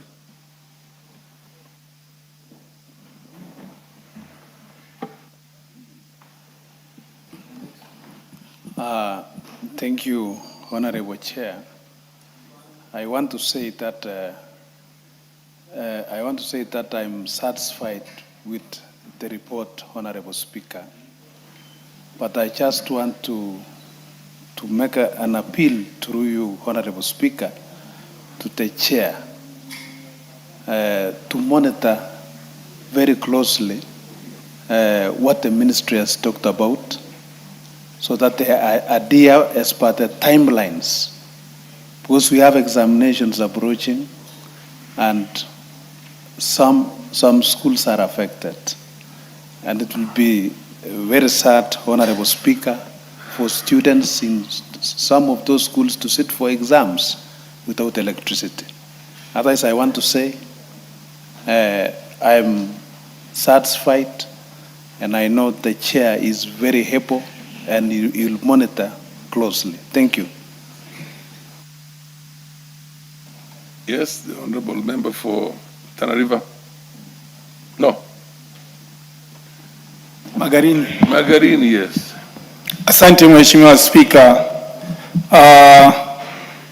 Ripoti iliyotolewa na mwenyekiti ni ripoti ambayo yapendeza, lakini niombe tu vile amesema nchini kote kutashughulikiwa.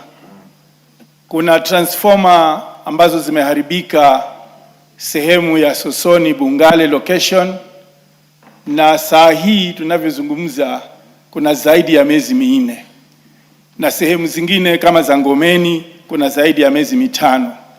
Kwa hivyo ningeomba sana atilie mkazo kwa wahusika kuona kwamba zinarekebishwa haraka iwezekanavyo, maana zingine zina uhusiano na dispensaries ambapo kuna zile fridge za kuwekea dawa za nyoka. Ikiwa hatuwezi kuzihifadhi dawa za nyoka, binadamu anapopata ajali hiyo ya kuumwa na nyoka inakuwa ni matatizo. Mwenyekiti, jitihada inahitajika. Asante Mheshimiwa Spika. Yes, MP for Kilgoris. Mr. Speaker, the Honorable Chairman has given an answer and seems to have restricted himself to Kuresoi. You'll remember, Mr. Speaker, if you are in the House, that when the member for Kuresoi raised this issue and it became the property of the House, there was a huge debate about it. And actually, we asked the chairman to produce an answer that was going to be an all-encompassing, because, Mr. Speaker, this is a huge problem. There are many transformers everywhere, especially when we're talking about Kilgoris, that are not functioning. And there seems to be no plan at all to restore those transformers. We had asked this, and the Speaker had said that the minister himself would come to the House to actually address this comprehensively. Because of the eminence of the chairman, could he make sure that the minister comes here and we address more than Kuresoi? Because we have questions in our constituencies which we cannot deal with up to now. It is a very serious issue.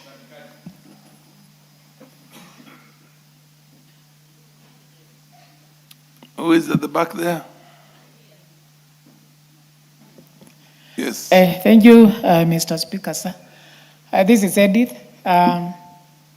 Actually meant a similar statement the last session. Hope my response is also coming. But Mr. Speaker, note that by the time I made the statement, I requested for 15 transformers. But right now we have 33 transformers in Kitue's constituency, which are not functioning. We keep on reporting every time. Some have even taken more than a year. And from the office, from the director's office for Kenya Power, they keep on saying that they will come to repair, but they do not do that. And since this one is a common problem, as my colleague has said, I think it's proper that we have the minister coming, because there's no point keeping on making new connections while the old ones are not being maintained. And there's a lot of outcry, especially in the dispensaries and also in the main towns where the businesses have really gone down and people can't do business as usual. Thank you, Mr. Speaker. Yes, Honorable Rueda. Asante Bwana Spika. Nami nimjulishe mwenyekiti kwamba hizi transformer kwetu pia Lamu Mashariki, ingawa kuna sehemu zingine hatuna kabisa, watu wakiomba hapa si tunashangaa. Kuna wodi mzima ya Basuba haina kabisa, lakini naomba ile mipangilio ya kuharakisha kupelekwa stima upande wa Basuba ifanywe bidii. Lakini hii transformer Shanga, kijiji cha Shanga kilikuwa transformer yake imeharibika na ikatolewa ya upande wa shule ikapelekwa huko kushikilia ilipokuwa shule zimefungwa. Sasa hii shule zimefunguliwa, ile area ya kwenda skuli ya Shanga Primary imekuwa sasa transformer yao hawana. Kwa hivyo naomba tafadhali chama hiyo mipangilio ya transformer hakikisha na kule kwetu tumepata. Pia niliuliza hapa swali kabla chama nashikilie, mwenyekiti ashikilie, mwenyekiti mwenzako especially wakati wa jua kali zinaharibika. Sisi ni wa Kenya na pesa sahihi iko na Lamu sahihi sisi kwetu, hiyo refinery inakuja kwetu. So maendeleo lazima yapatikane. Vitu kama hivyo tupangilieni na sisi tupate ile line ya kutoka pale Kenya Port iende pale Mtangawanda ifike paka vijiji vote. Na hiyo kesi mwenyekiti anajua, tulizungumza, tuliuliza maswali na kuna sehemu nyingi za mashambani kule Lamu Faza Ward na mitaa mipya haina hizo transformer. Hiyo report yote imeandikwa iko Kenya Power lakini hatujasaidika. Mwenyekiti Speaker, na kuomba huyu mwenyekiti huyu asiwe kama ule mwingine, ikawa eneo bunge moja likapata milioni 450 na Lamu Mashariki ikapata milioni 4 peke yake. Na muomba huyu najua ni muungwana sana. Kwa hivyo tafadhali hakikisha na hizi sehemu zingine nazo zimepata stima. Asante. MP for Kachiliba. Thank you, Mr. Speaker. I think I'll follow up with what Mheshimiwa Rueda said in terms of connectivity. As others are complaining more about electricity, transformers falling or not working, some of us are even wondering if we will ever be connected to electricity. Close to half of my schools in Kachaliba constituency, Mr. Speaker, do not have electricity. Leave alone the prospect of this electricity being connected anytime soon. So as we complain, I think we also need to look at, are we putting all our resources to where already electricity is? But that does not water down what others are saying, because even in the same constituency, Kachaliba constituency, there are very few schools that got electricity. Their transformers are all falling down and they are being taken, they are recalled. Close to a year, some of the transformers have never been returned. So making it total failure because half of it do not have electricity, and those that have electricity, Mr. Speaker, the transformers have been vandalized or have been taken away by Kenya Power, people with the pretext that they are going to repair them and return them. I will suggest, Mr. Speaker, because we will always continue complaining about this, hoping that the minister will come and give us a prospective answer or an answer that will satisfy our people. The only thing that will satisfy our people, Mr. Speaker, is when we see electricity being connected back again, not questions, not answers. So I will ask the chair, who is my good friend, to follow up with the ministry to ensure that the schools, and especially the few schools that don't have electricity in areas like mine, that do not have electricity at all anyway, those schools are considered and an affirmative action is taken. So that when we do exams, we are not disadvantaged, Mr. Speaker. That we should also do exams like any other candidates across this country who have electricity. We do not want to continue operating on the 1980s, 1990s TARs and Optimuses. Mr. Speaker, thank you so much. I know the chair here will follow it up, and especially for us who do not have electricity, and continually, Speaker, to continue considering areas that have not at all been connected. Thank you, Mr. Speaker.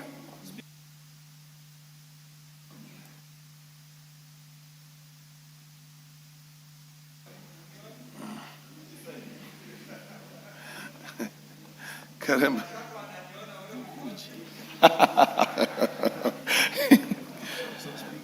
Honorable Speaker,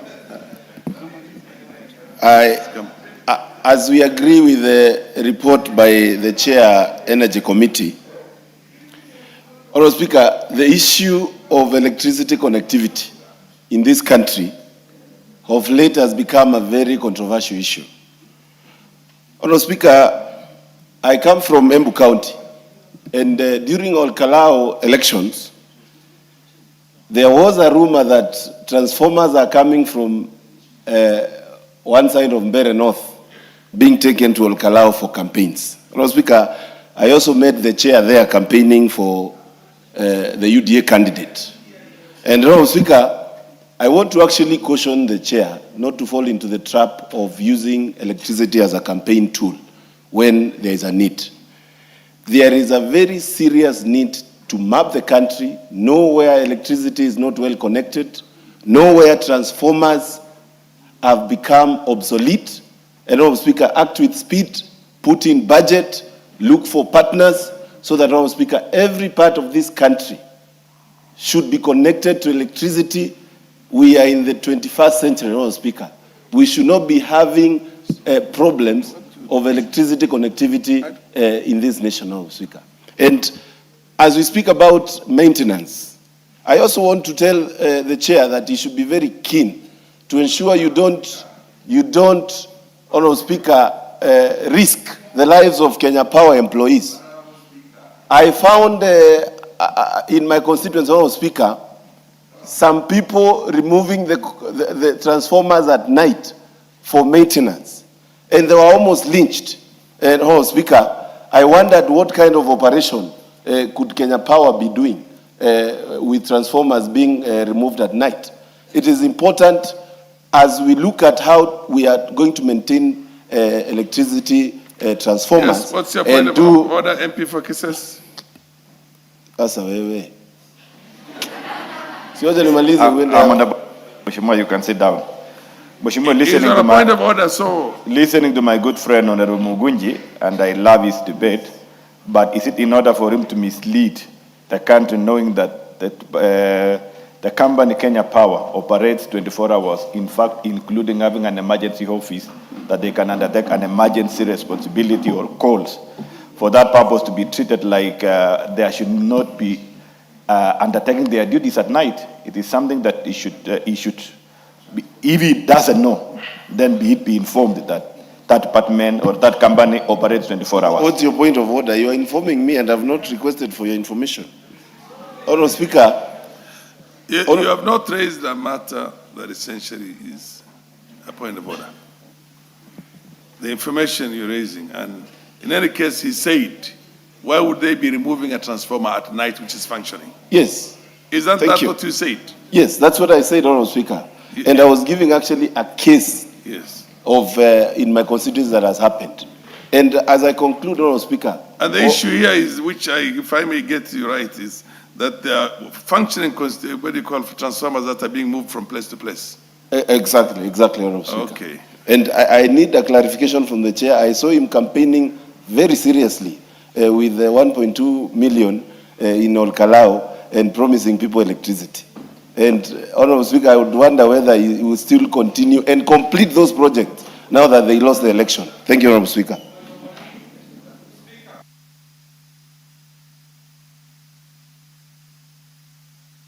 We have to dispose of this and go to substantive business. One last one. Daud, and then the chair response. Nakushukuru Mheshimiwa Spika.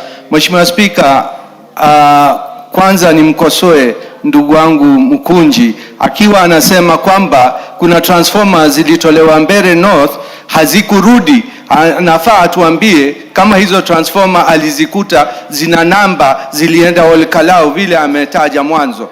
Kwanza hiyo ndio anafaa atuambie kwa ukweli, because shauri yeye hajui kama hizo transformers zimerudi na zilikuwa zimeenda kutengenezwa. Mheshimiwa Spika, kisha nimwambie mwenyekiti kwamba mimi nikiwa nimeingia hii bunge mwaka wa 2013 na hii nikiwa mara tatu, nikiwa vile niko rangi yangu vile iko, hata kama wengine wanasema nisichaguliwe, nishaweka ombi ya transformer 65 kutoka wakati ule.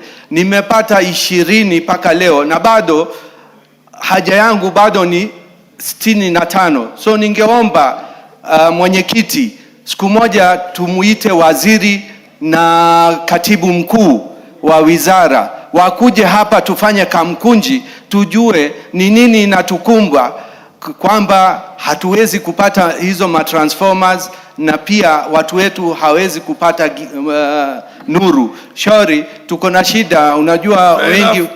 Ushasema. Asante bwana Speaker. Last one, Kaluma, and then the chair now responds. Honorable Speaker, this matter of faulty transformers is not a small issue. A big percentage of my transformers, and something I've always shared with the chair of the committee, are being vandalized. I hear they take oil, and I don't know, they use it to fry chips or what. No wonder we have these funny diseases like cancer on, the high rise.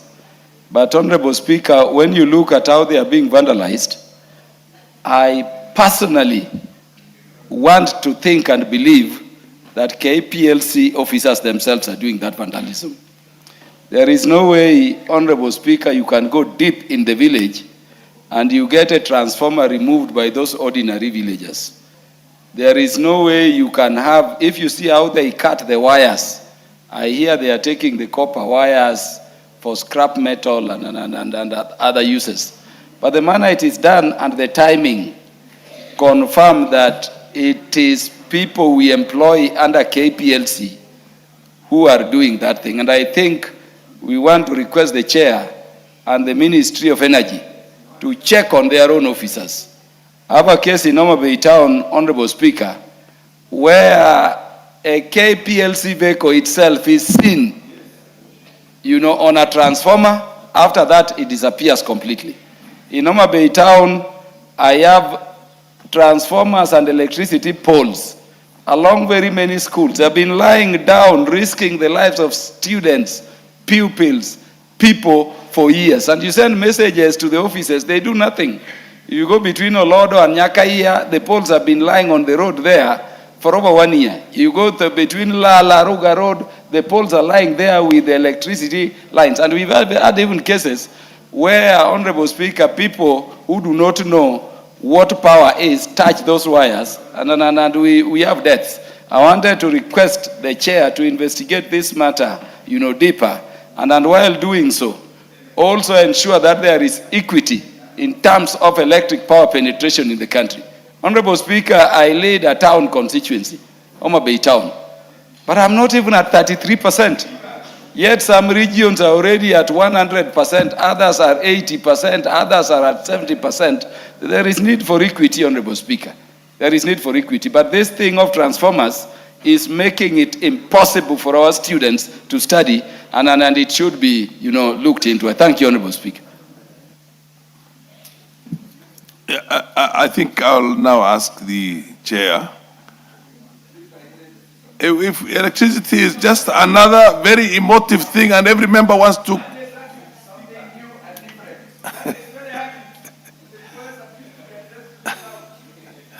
Mutunga, and you, one minute. Order. Thank you, Honorable Speaker. Honorable Speaker, Maybe it's about time that the government, the nation here licenses a number of electricity companies instead of just being shackled only with KPLC. Thank you, Honorable Speaker. I mean, that happens in all the developing countries and developed countries. There has to be a competition in the energy sector. When you don't have a competition in the energy sector and you have to go to the same institution that you feel is not doing enough, then there's a problem. Anyway, continue. As a member of parliament for the DAP, I have the same frustrations that you have. Thank you very much, Honorable Speaker. Honorable Speaker, I look at electricity connection as a business because you connect people and they keep paying. Why we do not have connection going on faster than it is, I wonder. Yes, indeed, there is a cost of connection, but it is a progression of business, Honorable Speaker. transfer of transformers, Honorable Speaker, from one locality to another should be curtailed completely. Because once a transformer lands in a locality, the community identifies with the transformer, because power is transformer. Power connection is transformer. The community identifies with that transformer. Honorable Speaker, there are transformers that are serving very few people. I have 162 in my constituency that are serving almost nobody. Some are serving one person, others are serving two, others three. Those are under-serving. And all the projects that come for maximization avoid those transformers. The others which are located within 200 meters, less than 600 meters, Honorable Speaker, or 1 kilometer, 1.2 kilometers, there should be 1.2 kilometers between two transformers. That curtails connectivity. People from, the Kenya Power and Lighting Company should do a thorough analysis, assessment of what is happening on the ground, even before they bring in your connections, Honorable Speaker. Yes, Thank you. the MP for proceed. Thank you, Speaker, for giving me this opportunity at least to address this issue about what's happening with electricity connections in our areas. Speaker, I come from Central Imenti, and that place of Central Imenti, you can't imagine that is so much sandwiched between the very giant constituencies which have been having excessive electricity from time immemorial. Mine is connected at least 48% up to now. There are two divisions which have no electricity at all. Speaker, the most interesting thing is when I hear people addressing about transformers. Transformers in our place are vandalized now and then. And if we pursue, or like the other day when we caught up with the person who was vandalizing, we found that he was an employee of KPLC. So one wonders why they place them during the day and in the evening they come for them. When I hear that transformers were taken from Bere to Orkarao and then taken back or something like that, it's surprising because they are not transformers which are so much excessive in a way that they can be taken from one place to the other. It's just a propaganda. The point is that transformers are not available, and if they are available, no posts. If posts are available, no wires, no materials. So it's so much interesting. Can the government invest on this one? Because when it comes to electricity, it's life and death. Speaker, can the government look at this issue seriously? Because everyone wants connectivity, and rights is a right, whereby it's provided in the constitution that the government should provide basic necessities of life. Fair enough. You've made your point. The one last one for the honorable member for Mandera East, just to have equity also on this. Thank you, Honorable Speaker. I come from one of the most affected constituencies in the country, where over 6 months my constituency was in darkness. Unfortunately, KPLC, I doubt whether they have the capacity to handle this in the country. To replace just a transformer takes over months. Right now, we were in darkness just because of replacing generators. And again, in the last few days, there was a problem of fuel shortage. Fuel shortage, just because of fuel shortage, poor planning, the town was in darkness. And that is the headquarters of Mandera County.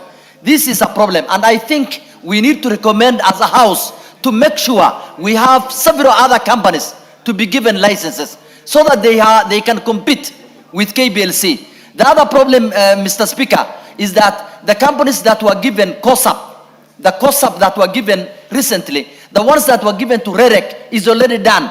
But those that were given to KPLC is yet to be, most of them is yet to be started. It's unfortunate. And I think we need to make sure that several other companies are licensed so that KPLC can see at least there is a competition in that field. Thank you very much. Chair. Thank you, Honorable Speaker. And I want to appreciate the sentiments of all members who have contributed towards this.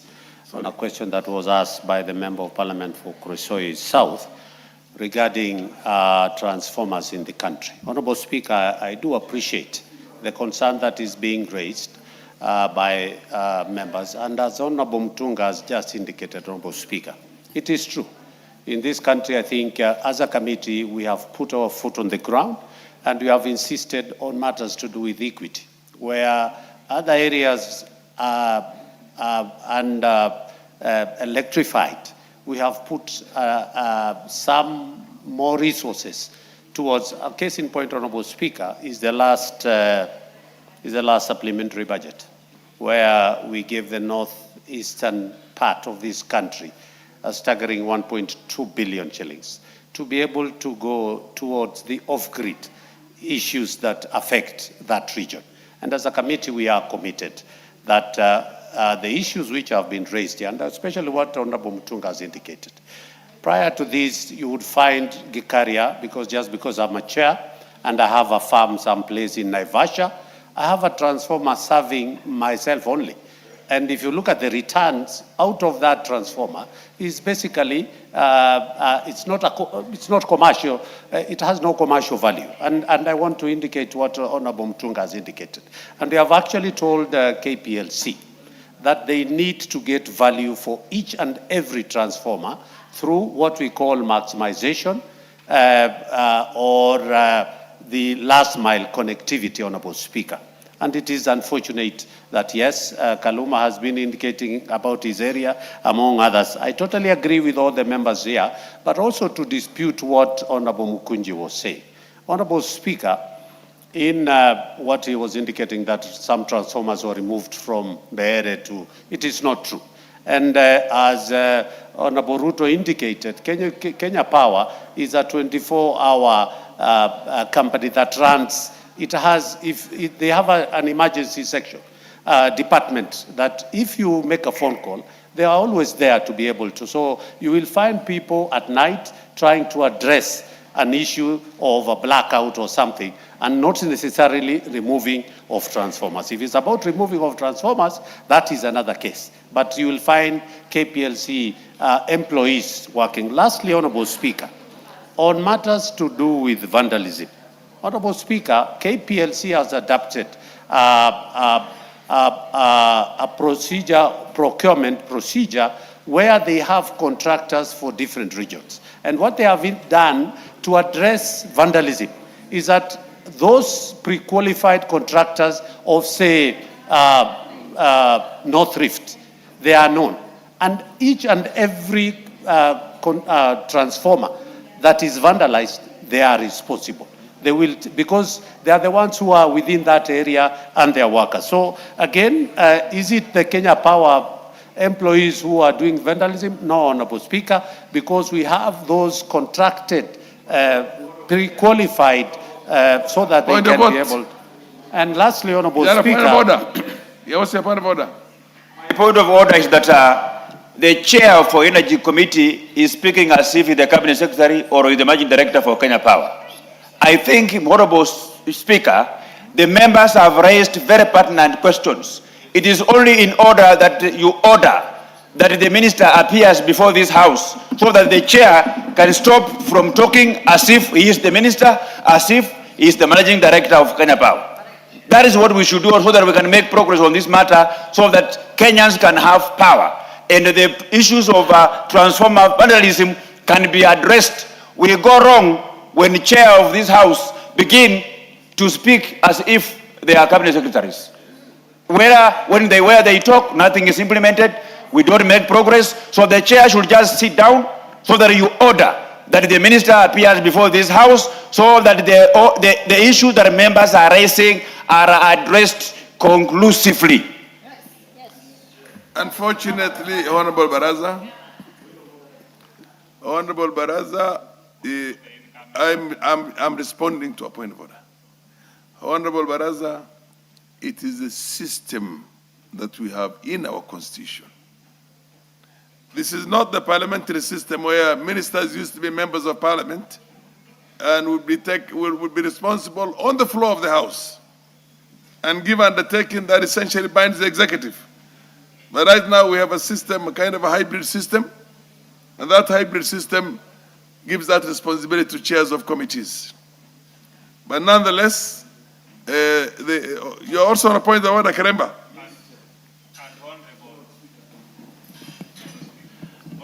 Honorable Speaker, I agree with your guidance.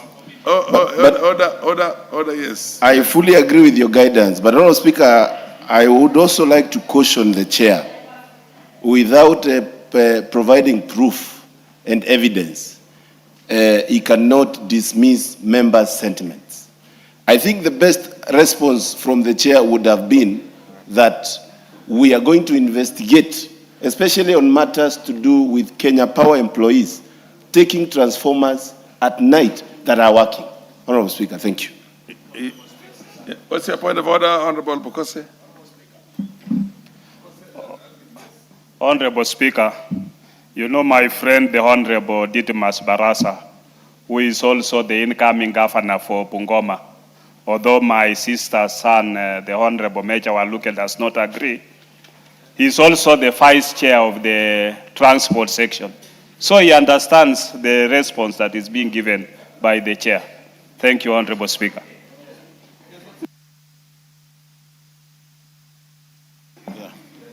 Thank you, Honorable Speaker. Honorable Speaker, I think what Honorable Barasa is saying is this. This house has become a house of lamentations. We need to see action. Chair, you know my case, and I've explained it to you.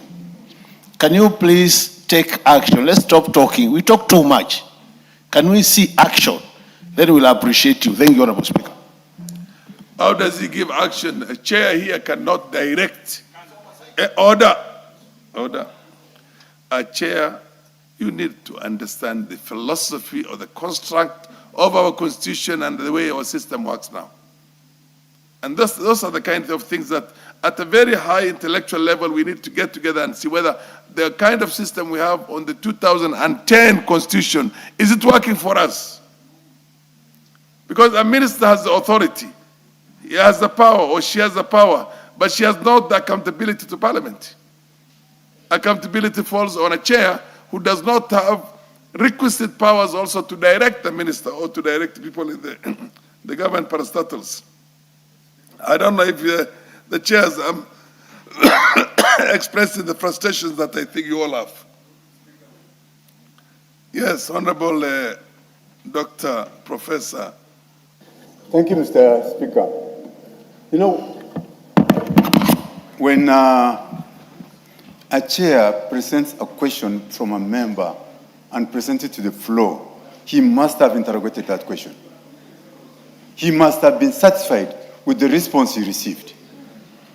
If he himself is not convinced, but is just coming to regurgitate the question that is given without any reasonable consideration, then he lands in trouble and puts the ministry in bad shape. So the most important thing, it's good that he's bringing the answers from the ministry. But is he himself personally satisfied with the answers that was given to him? Thank you, Mr. Speaker. Regardless of that, you have indicated it very well. The chairs are mere conveyor belts here. You can make a case for yourself and tell us how effective you can be. Thank you, Honorable Speaker. Maybe just to answer my colleague, is that not only am I satisfied as the chair and the committee, the questioner himself, the Member of Parliament for Kurisoi South, who said in his own words that he is satisfied with the response that was given. Second, Honorable Speaker, is also for us to appreciate that the budget for the Energy Committee, particularly related to electricity, Honorable Speaker, has been going down over the years. For the last, I was the chair for 2 years in 2017. I'm the chair now for the last 2 years again in this session. Honorable Speaker, our budgets have been going, including, and members, you need to help us. I rose on the floor of this House just the other day when we were passing the 2026-2027 budget. Honorable Speaker, our budget was reduced by a staggering 68 billion. And when I tried to push, and Honorable Pukose is a witness, and I want to thank Honorable Pukose, being the vice chair of the budget, they were able in their wisdom to increase, to give us back 12 billion shillings to be able to address some of these things. So we lost 68. In their wisdom, they gave us back 12 billion, and I want to thank Honorable Pukose and your team. So there's a shortfall of 60 or 50 what? 50, 56? I think 56 billion. Yes. Honorable, and it has been going down. We have, I think, only 28 billion now. And that will not only to cater for what we are talking about, transformers, but also because also, and I also want to appreciate that this House in their own wisdom did pass a fund called National Infrastructure Fund Honorable Speaker, the members, I will ask them to just relax. The amount of money that is going to be sent now to KPLC, what we have agreed now is that now, since KPLC has been taken over by under the National, the Government-Owned Enterprises Act, which is mentioned KPLC, has since moved to the National Infrastructure Fund, you will be able to see a lot of activities now coming out of that to be able to address that. For the social aspect, particularly for the public facility, that has been left now with REREC. And REREC has almost all the amounts that we passed has 80% has gone to REREC to try and do maximization and try and do the last mile. I want to plead with the honorable members to be patient a little bit, that KPLC now has been given the commercial aspect of that, and I want to believe that they are going, because of that commercial aspect, they are going to improve on their how they work, and then we can leave REREC to be able to address some of these issues that are being raised here. Honorable Speaker, lastly, is also to tell Honorable Mukunji that the government has its own system of working. It so happened that there was a campaign in Olkalau, and the progress, because progress of doing electrification, it's a process. It is not an event. It had started just like it is happening in your constituency, just the same way it's also happening in my constituency and other constituencies. Honorable Speaker, I beg to, and lastly, I also want to agree with what Honorable Didmas is saying, Honorable Speaker. What's your point of order? What's out of order?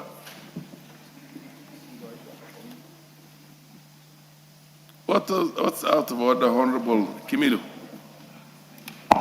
Thank you, Mr. Speaker. Mr. Speaker, is the honorable member in order to keep on explaining us when there is a by-election somewhere, is when there is there's a progress of our work, and Kenyans are here crying for electricity. We are being mismanagement of resources, because you don't do projects at the time there is an election. You need to do development all the time, not when there is an election, Mr. Speaker, by election, Mr. Speaker. I don't see what was out of order, but proceed. Kate, I was, before I respond, I was saying what Honorable Didmas, I totally agree. Karemba, I think you've had enough time to interrogate this thing. Allow the chair to continue and conclude. Thank you, Honorable Speaker. I was saying what Didmas was saying. Honorable Speaker, it is important, as Didmas has said, and maybe you can give directive that the Cabinet Secretary, one should appear here so that he can be able to. And lastly, Honorable Speaker, just the very last comment that was given by my colleague. Honorable Speaker, the Member of Parliament should know, in this administration, we have moved from 8 million connections to a staggering 14.8, that is 14,800,000 new connect, with a new connection of almost 6,800. Of only just 2 years, with so many problems that also they have been bringing. And lastly, and they should know, they are the ones who are objecting to the National Infrastructure Fund, a fund that is going to transform this. When we tell them we are moving from third world to a first world, actually, Honorable Speaker, given another opportunity, the President will be able to deliver this country to a first world if he's given a second term, Honorable Speaker. Enough. Thank you. Next order. I don't know why schools have chosen today to be the day to. Yes. Hang on. Yeah, next order. Order number 8, the Treaty Making and Ratification Amendment Bill, National Assembly Bill number 5 of 2024, first reading. A bill for an act of Parliament to amend the Treaty Making and Ratification Act. Order number 8, the Constitution of Kenya Amendment number 2 Bill, National Assembly Bill number 29 of 2025, first reading. A bill for an act of Parliament to amend the Constitution of Kenya. Order number 10, the National Transport and Safety Authority Amendment Bill, National Assembly Bill number 36 of 2023, second reading. Yeah, has it been moved? Okay, you move it. Okay, proceed. But before you start moving, let me just recognize the schools that are here. Honorable members, I also want to recognize, we've had too many schools today. I also want to, many schools actually, not two. I want to recognize the presence in the Speaker's Gallery of students from St. Matthias Kapkwang Junior School, Nandi Hills constituency, Nandi. Students also from Thika Road Christian School, Kasarani, Nairobi. Students from Gitiri School, Kiharu, Muranga. Students from, and these ones are in the public gallery. Students from Matimbei Junior and Primary School, Lari, Kiambu. ICS College, Starehe, Nairobi. PCA Ngemwa Secondary School, Githunguri, Kiambu.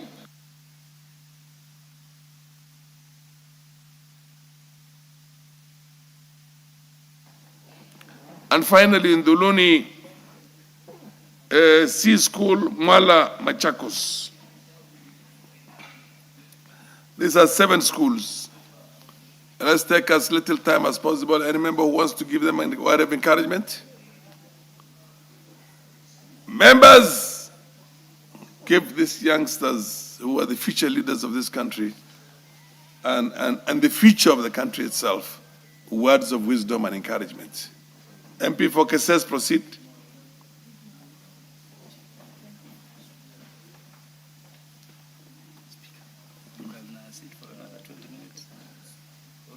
Well, thank you so much, Mr. Speaker, for giving me this opportunity to welcome our students, our learners from the entire Republic of Kenya who have found an opportunity to visit the National Assembly of Kenya so that they can witness the house where the bills, where the laws are made, where the policies are prosecuted for the purpose of proper governance of our country. And I want to take this opportunity that leadership is not bound as at this time and moment, but it's something that is raised and grown from where they are. And I want to encourage them as they pursue their studies, let them be objective, let them be focused, because even where we are today is a place for them tomorrow. Only that they have to stick to their career and develop their studies well, because where they're going tomorrow, the keys as within their hands as at the moment. So we want to encourage you, lastly, is that to speak to them to uphold character and discipline. Without character and discipline, future is very pessimistic for them. We witness of late burning of schools and unrest, and we want to encourage them that that is not the route to go. The best route to go is to uphold discipline, order, and pursue what you are undertaking and why you are there. Take that time and maximize that time. The future is good, the future is better for all of you as long as you take it right. Thank you so much. And on behalf of the female members of parliament and the female student or the female students, Honorable Umul Khair. Yes, you want to give words of encouragement? No, just 1 second, word of encouragement, and you'll go ahead. You'll go ahead. You have the floor. Just relax. Umul Khair, can you encourage the students who are up there? Students who have come to visit Parliament. Thank you. Thank you. In the public and the Speaker's Gallery. Thank you, Speaker. I want to take this opportunity to welcome the students on behalf of the House and the honorable members. And I want to encourage you to continue keeping up the effort, and we are very proud of you. And we might be the leaders of today, but you are the future leaders that we need in this House. And just to mention that I was also sitting in that same gallery some 4 years ago during the budget reading session without thinking that I would one day serve in this House. So this might be you in future. Karibuni sana and congratulations. Baraza, proceed and move your motion. Thank you very much, Honorable Speaker. I rise to move the National Transport and Safety Authority Amendment Bill, number 36 of 2023. It's a bill, yeah. For second reading. And I want to say this, Honorable Speaker, that the objective of this bill is to give NTSA powers to regulate the fares that Kenyans pay when they're using public transport. I want to give the background, Honorable Speaker. The role of a National Assembly is to identify problems bedeviling Kenyans and come up with a law that will lessen those problems or eliminate those problems. A problem exists that this country, the PSV vehicles will charge the amount of money that they want because they are not regulated. Let me begin by looking at some countries globally that regulate public transport. A country like Fiji, public transport is regulated and controlled by Fijian Competition and Consumer Commission. They set the fares that people from Fiji pay when they are using public transport. In France, the local government authorities take most of the decisions in fixing the amount of money that French people pay when they're using public transport. In Germany, Honorable Speaker, the national low fare policy of €9 per ticket was approved by the Parliament of Germany to ensure that the people of Germany don't pay more than what the government has approved, Honorable Speaker. Regionally, in East Africa, Tanzania has a law that caps how much money the passengers pay when they're using public transport, Honorable Speaker. Rwanda does the same. Ghana, Ivory Coast, Senegal, and Cameroon. They all regulate the amount of money that their people pay in form of fare, Honorable Speaker. Even Zambia and Nigeria, while Zambia and Nigeria did not have a law that the government regulates them, but various associations comes up with the fares and the government ratifies. It's only Kenya and Uganda where public transport is not regulated, Honorable Speaker. Honorable Speaker, we cannot continue encouraging a banana republic in the transport sector where the transport from point A to point B is not predictable, Honorable Speaker. That the amount of money that the Kenyans pay when they are moving from one area to the other is dictated by changing weather patterns. It is dictated by the amount of people that are available to be ferried from one corner to the other, Honorable Speaker. Honorable Speaker, I know some people will say that we live in a country with a free market economy. But there must be a balance between the profit that the matatu operators will make and the public interest, Honorable Speaker. We cannot continue operating in a country where when a Kenyan goes to a stage to board a matatu, there is a board of fare of 300. But when the clouds begin to gather, the board of 300 is removed. Another one of 500 is affixed, Honorable Speaker. We cannot leave Kenyans in the hands of cartels who decides that they're going to make these short-term profits by taking advantage of the situation, Honorable Speaker. Even at times during Christmas, people who travel from Nairobi to Western Kenya, who travel from Nairobi to Nyanza County, Honorable Speaker, they are even at times forced to pay more than when it is to pay for a flight ticket. Mr. Speaker, this must be controlled. Asking that we approve these amendments so that the NTSA can validate and approve fares that the matatu operators will charge is not asking for too much, Honorable Speaker. We control the price of cane. The government sets the prices of cane across this country. We control the price of fuel.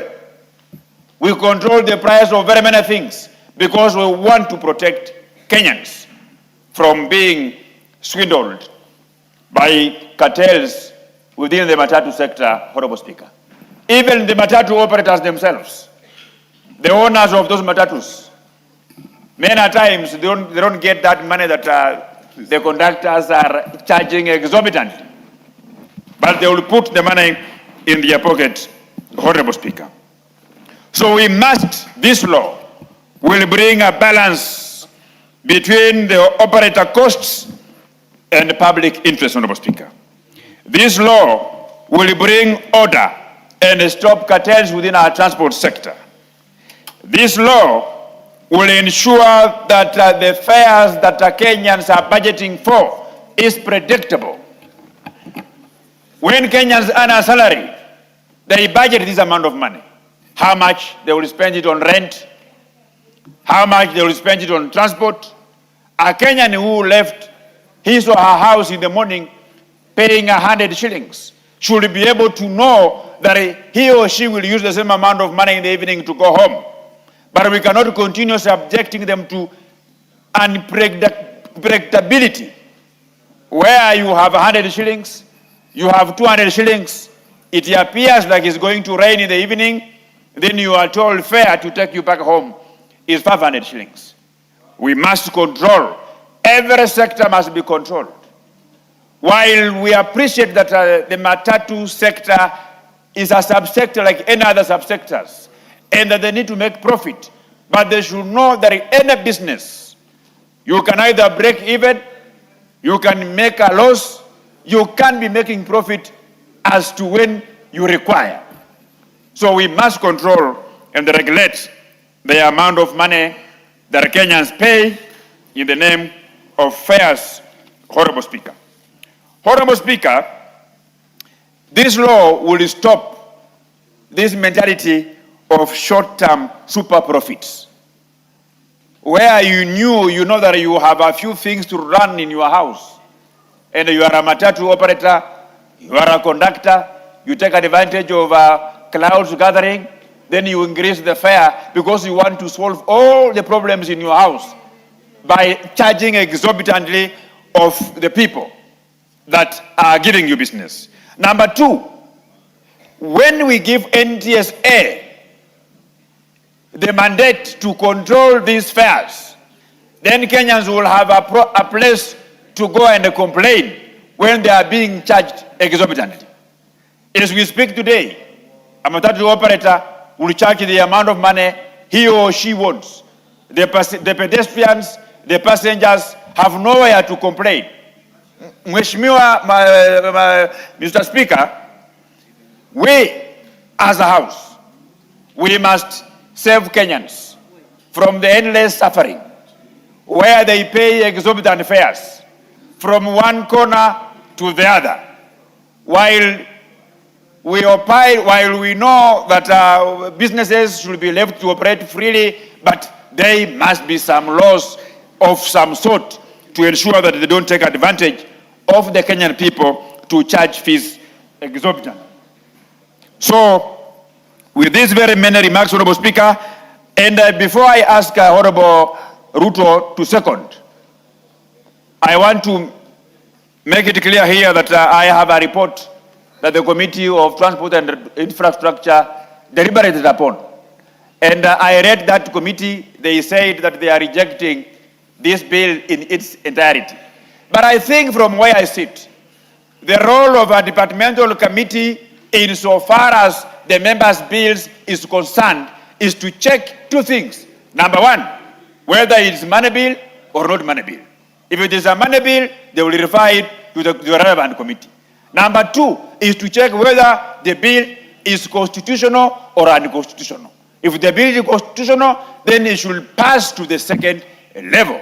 If you are a chair of a committee or a vice chair of a committee like myself or a member of a committee, you have a responsibility to debate a member's bill when it is brought to the floor of the House here, but they have no role to reject a proposal by a honorable member.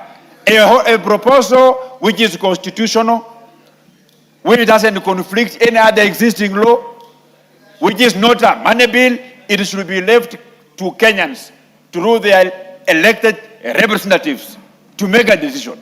So I move and the rally members of this House to support this bill, and I ask the honorable member for Keses to second. Thank you. The Honorable Julius Ruto. Thank you so much, Mr. Speaker. I rise to support this motion. And Mr. Speaker, why I rise to support, is for critical purpose that transport is the critical enabler of economic growth. While we were learning in school, we were taught about transport and communication, and that business and mobility of people causes changes or triggers the economic development. Mr. Speaker, most people who tend to be affected by price changes on transportation are the vulnerable level of society, the people who are earning lower, because most of the people probably are this cadre of people, most of them have been enabled to acquire their own motor vehicles, and sometimes they may not feel these changes. But those people who are earning below like 50,000 or what we call below $1 a day, go through a lot. And if you want to see this, you can walk in the evening along critical roads like Langata Road, you can go along Jogo Road, and you can witness how Kenyans are working tirelessly, even at night. Some of them have been subjected to marking on the road just because they have no mechanism of reaching home. Reason why they cannot predict from the little earnings they have, they cannot budget for them to plan to go to work, make something for their family, make something for their earnings, for the purpose of meeting their consumption needs, basic needs, and at the same time, balance their mobility to and from work. And I think it is the duty of this honorable house, and as read by the mover of the motion, this is not the first thing we are talking about. Remember, we are dealing with issues of public interest in nature. This is for the purpose of public interest, where we are saying, can we have an organized market where members of public can stand to benefit?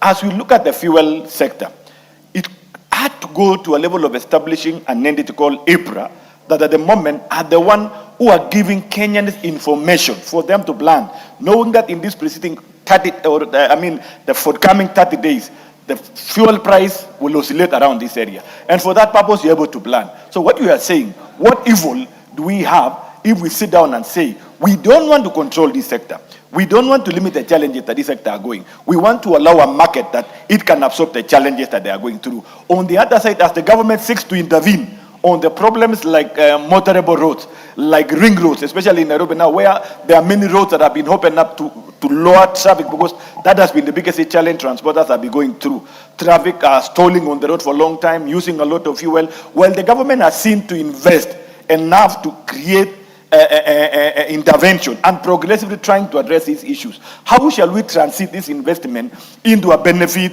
of common mwananchi? And that is why I'm saying it is high time we begin to discuss around this area. Because as I've said again, it is a matter of public interest. We are looking at that common mwananchi who want to survive, who want to generate, who want to live, who want to address the basic needs. And it's not only on transport. We also need to graduate from here to look at other household commodities that are very basic in nature, so that we can create an environment, a market that is not limited, it is not controlled for investors, but at the same time, we have an optimum level. We have a balancing of a consumer and a balancing of a business person, so that the two of them can traverse. Let us have a space that this business or investor can have his own margin, can be able to predict his own investment and return on investment, but at the same time, let us not exploit the consumer at the apex of changes. Like, for example, as I wind up, Mr. Speaker, we've seen the other day we had a problem with our fuel.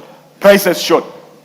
Government intervened. It lowered some prices. It is unfortunate that we never saw that lowering of that little price on fuel transiting to a benefit to the consumer. Those are the issues that I'm saying we need to grapple around it. We need to think around it. We need to shape through this house so that we follow the other countries that have gone ahead of us and ensure we have a balanced economy that enables every Kenyan to enjoy. So with that much I have said, Mr. Speaker, I beg to second this motion. Thank you.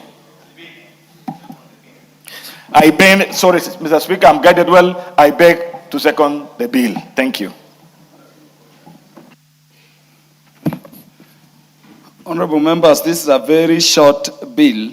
Allow me to propose the question that the National Transport and Safety Authority Amendment Bill, National Assembly Bill number 36 of 2023 be now read a second time.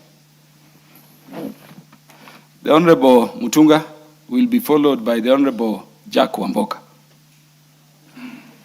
Thank you very much, Honourable Speaker, for the opportunity to support this particular amendment of the National Transport and Safety Authority Amendment Bill.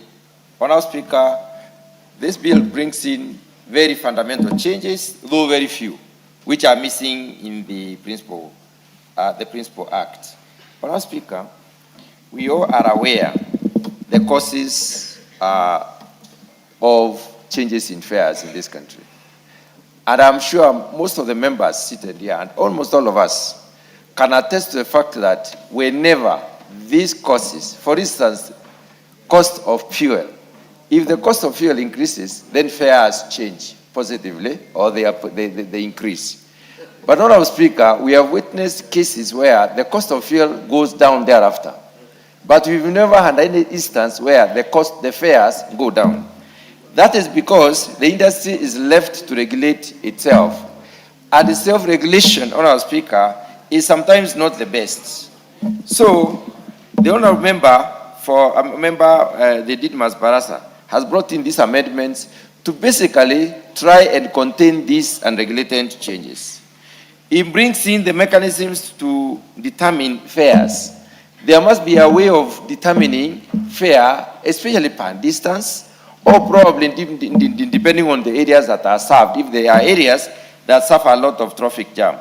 Honourable Speaker, mechanism for determination is key because we cannot allow the industry to just be changing fares the way they feel. The other issue that is important in this particular bill, Honourable Speaker, it is also bringing in a mechanism for reviewing the fares, especially after the circumstances have changed. If we do not have a mechanism for reviewing, we leave the industry to review its own self, and the changes are always punitive. Our people have always suffered whenever there are changes in fares. Sometimes they do not even know what to expect. And these changes are not in any way moderated, so they can be quite high sometimes. Honourable Speaker, these particular changes, these particular amendments also brings in sanity in the issue of the logic of fixing the fares.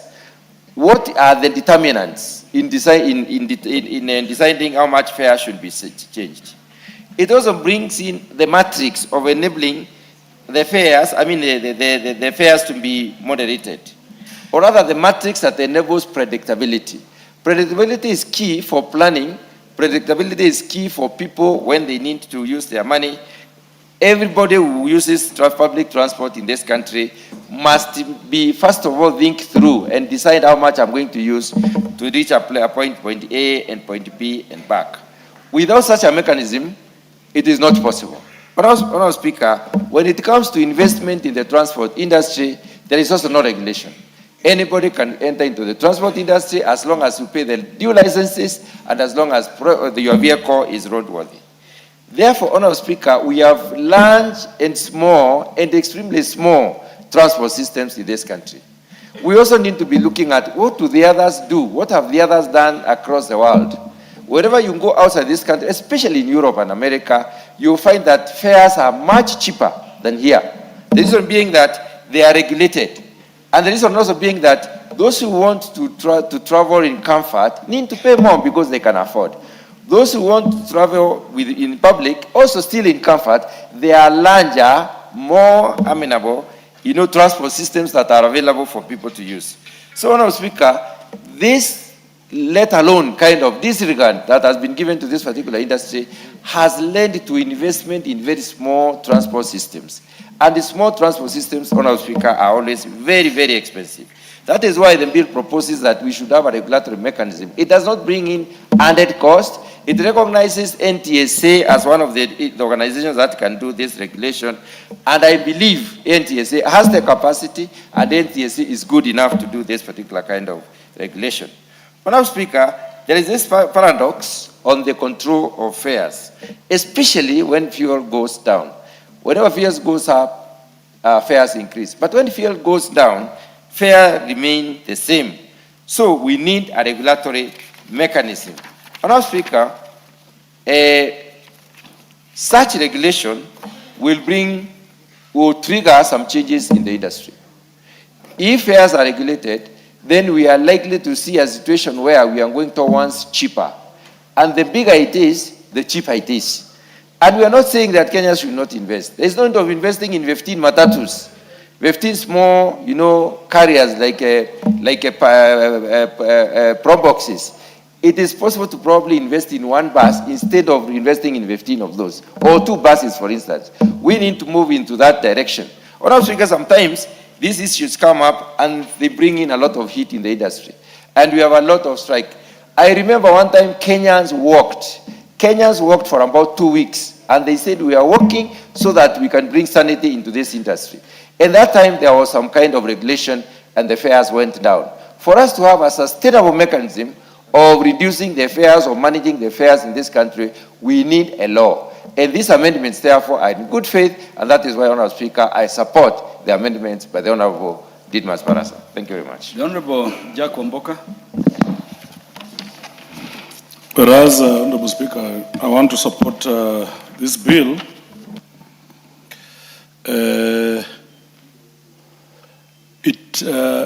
It requires Honorable Didmas Barasa to do a lot of consultations widely, because I believe it involves very many stakeholders, not only the matatus. We will have the buses, and most importantly, Honorable Speaker, we will have border borders, those motor bicycles. So I think he needs to go back to the drawing board. We support the idea, but it's a broader stakeholder engagement that is needed for this. Honorable Speaker, any government has a moral responsibility of regulating essential goods and services so that they cushion their citizenry, Honorable Speaker. But that comes with a responsibility, Honorable Speaker. My friends are talking about Europe, where fares are cheaper and they're regulated. But in Europe, we have responsible governments. Governments that have ensured that our people have proper roads. Governments that have ensured that their people have proper security, Honorable Speaker. I really do not understand how you are going to regulate a border carrying a passenger from Mianga Market to Bumula Market in my constituency, where the government has neglected that road for the past 20 years, Honorable Speaker. The government now loses moral authority. And that is why we are speaking to the government. That yes, if you want to be a prefect of all these things that you are discussing, please be responsible. Be a responsible government. Ensure that the people that you want to regulate have proper health care. Ensure that they have proper roads. Ensure that they have proper security, Honorable Speaker. The people you want to, the government that wants to regulate this transport sector, Honorable Speaker, the users of these services, Honorable Speaker, live in perpetual fear. They are attacked every other day, Honorable Speaker. The operators of matatus, we've seen gangs have taken over towns, major towns of this country, to an extent that the operators of this service, Honorable Speaker, they need to organize their private security. Yeah, we have seen this government encourage, they are using gangs, Honorable Speaker, to continue to administer their things, Honorable Speaker. It becomes very difficult that a country that cannot ensure that its people are secure, including operators, cannot then purport to be the prefect of these things, Honorable Speaker. Yeah, we have seen gangs take over this country. We have seen gangs take over private meetings, public meetings, Honorable Speaker. People who want to attend rallies to listen to their leaders, they cannot get there because of goons hired by the government. How can the same government come and regulate this thing, Honorable Speaker? Private operators will need to hire, to organize their private security. And that must speak to the increase of the fare, Honorable Speaker. So must the government start respecting itself? Yeah. So if you want to be respected, and my senior brothers here, like Honorable Chairman of Agriculture, You know, I pity where you're speaking from, because you know the realities on the ground, that this government is not doing anything. This government is not building roads.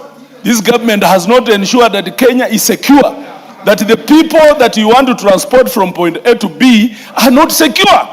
Honorable Speaker, teachers are not secure. Out of order, teachers to go to school cannot be secure. Honorable Speaker, they are not secure because government has goons. Doctors. Honorable Jack Wamboka. The Honorable Mutunga is on a point of order. Honorable Speaker, I stand on a point of order. Is the member in order to purport that we are discussing insecurity or security of this country this time? The bill is on public transport regulation. It should clearly relate to the two issues. There is nothing to do in security. Honorable Speaker, and he has made specific reference. He should have listened to my contributions. And if he did listen, they are available in the answer. Honorable Speaker, I was very clear on my points. Honorable Speaker, I have a lot of tremendous respect. Order, Honorable Jack Wamboka. Honorable Jack Wamboka, speak to the rules regarding relevance, but proceed. Honorable Speaker, I have tremendous respect to my brother, Mutunga, but you cannot talk about transport minus security. The people you want to transport from point A to B, they need to be secure, Honorable Speaker. Because if there's no security, Honorable Speaker, it will need that they organize their own private security. And that is why we are saying we have lost this country to goons and gangs, Honorable Speaker. That must be restored. Security must be restored so that the transport sector is regulated. You can't speak to that. Doctors need to go to hospitals in a safe manner, Honorable Speaker. Children need to go to school, Honorable Speaker, in a safe way. Fares are going up because the operators will have to go an extra mile to organize their own security, Honorable Speaker. This is what we are saying. The government has not made roads. You like it or not, the fares will go up. Well, then let me teach you, you relax. Fares will go up whether you like it or not, because roads are bad.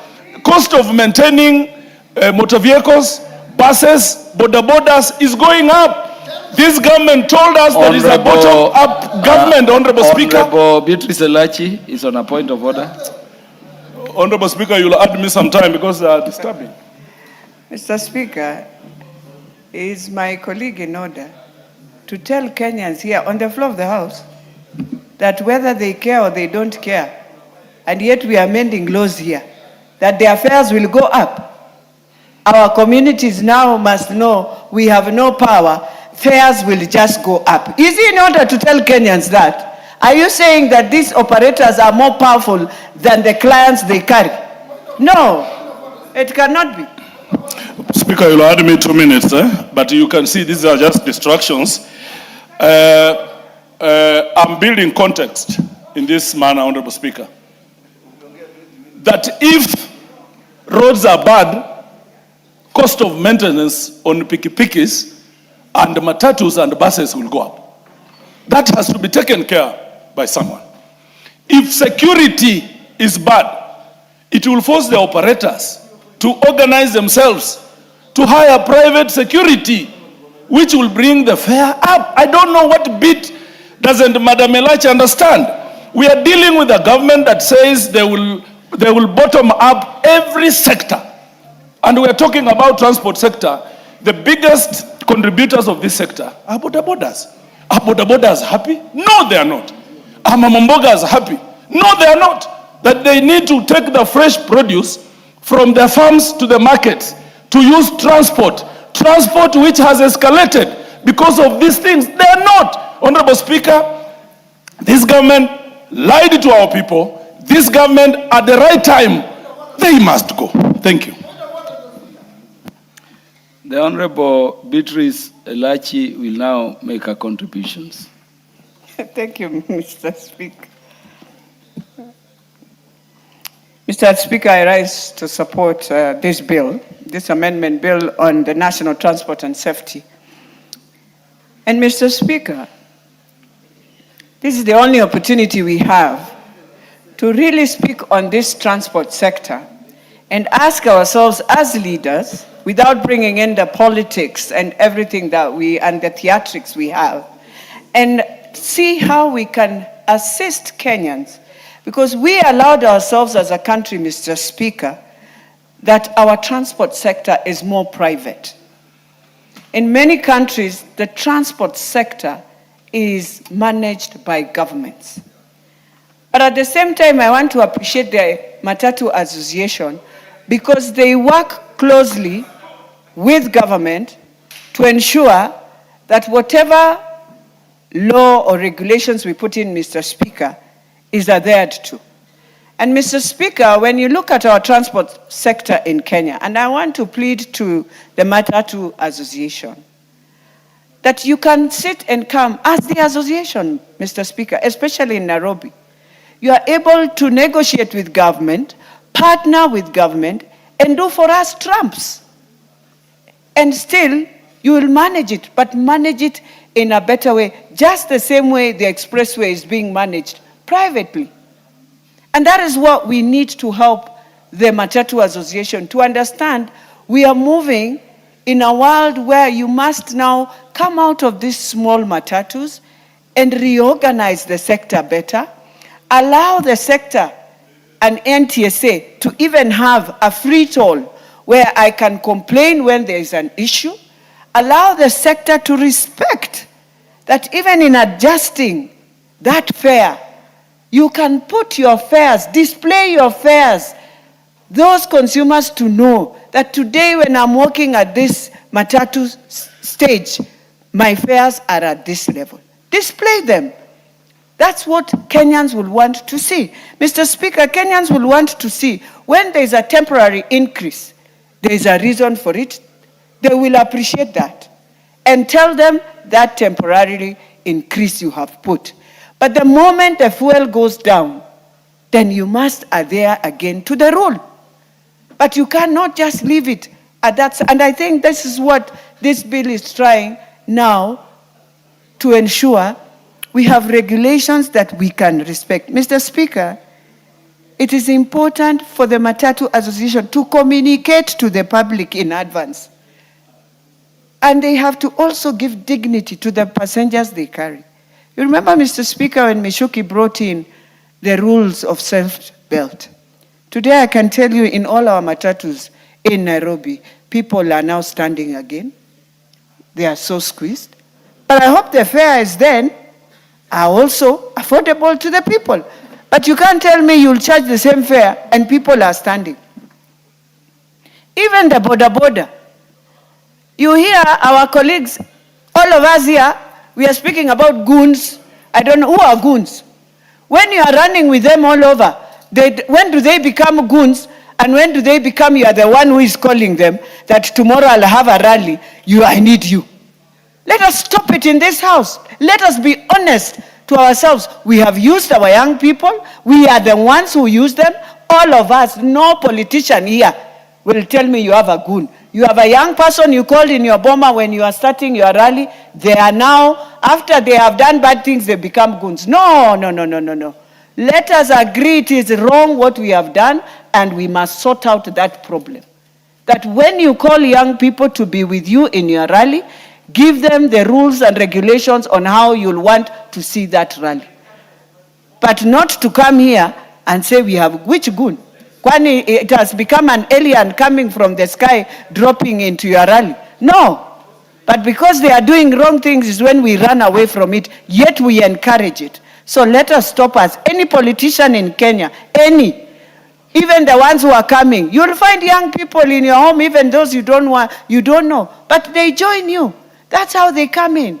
And it is something we've had for many years, Mr. Speaker. So let us not try and run on that. The crew of the Matatu should also be very disciplined on how they handle customers. We must agree that when they have done wrong, they must attract disciplinary. You remember on Thika Road, that when you don't have fare, you are thrown from this matri that is roaming, and you are just gone and buried. We cannot allow that. Those are some of the things we are seeing. Such a bill must come and address. And NTSA, even this one of my border people, you cannot allow even just on the road right now. So the border will be on the wrong side, going on the wrong side. The police is there, everyone is there, it is okay. It is not okay. We have to bring order, Mr. Speaker. Whether you people fear their voters, they are our sons and daughters, they are also dying. So let us give them regulations that will help them. That does not mean I have stopped you to be in that transport sector. But let us have associations for our border people, the same way we are regulating all this, the same way. And let them understand when the lights are red, and for those who are doing the lights, because Kenyans, we like the law so much. So you put in a red tricycle of a piki that will show, red shows even the border has to stop. Because Mr. Speaker, it's like them, they assume the red is for other people, but for them it is to proceed. So put in that, because it's like a country we have appreciated litigation works better than any other thing, which is sad, because some of these things are just values. We have to have values to appreciate our country. We must have values to respect order. And why these other countries work better, why Rwanda is working better, is because of order, Mr. Speaker. And then it instills in the person that there is order, that when the lights are green, I move. I do not undertake you or overtake you from the left, from the right, until you have no idea. When you go to driving school, we know what you're told when you're overtaking. So, Mr. Speaker, this bill here is a bill that comes now to treat passengers regardless of their age, their gender, their disability in the right way. That we have to plead as a country, and I know the Matatu Association, they will fear if government takes over. So the best is to work together with them and tell them, we want to move to this level. Are you able to come together as associations, contribute money, and we give you the partnership so that they run the system the way it is run in London and in any other. It cannot be, Mr. Speaker, in London, the person who runs the transport system is a Kenyan, has organized the whole of London, and yet from his own home country, the transport system does not work. And when you touch it, it's like a life bomb, Mr. Speaker. Everyone, like now with the politics we have, it'll awaken, oh, now you want to start discriminating us. Or no, that's why I'm saying we work together as one. We appreciate both sides, the work they have done.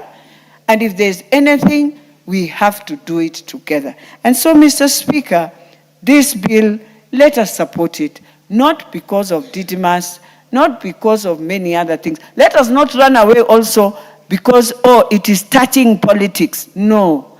Let us reorganize our transport system, not for us, for generations to come, for our children who are up here, who are listening to us.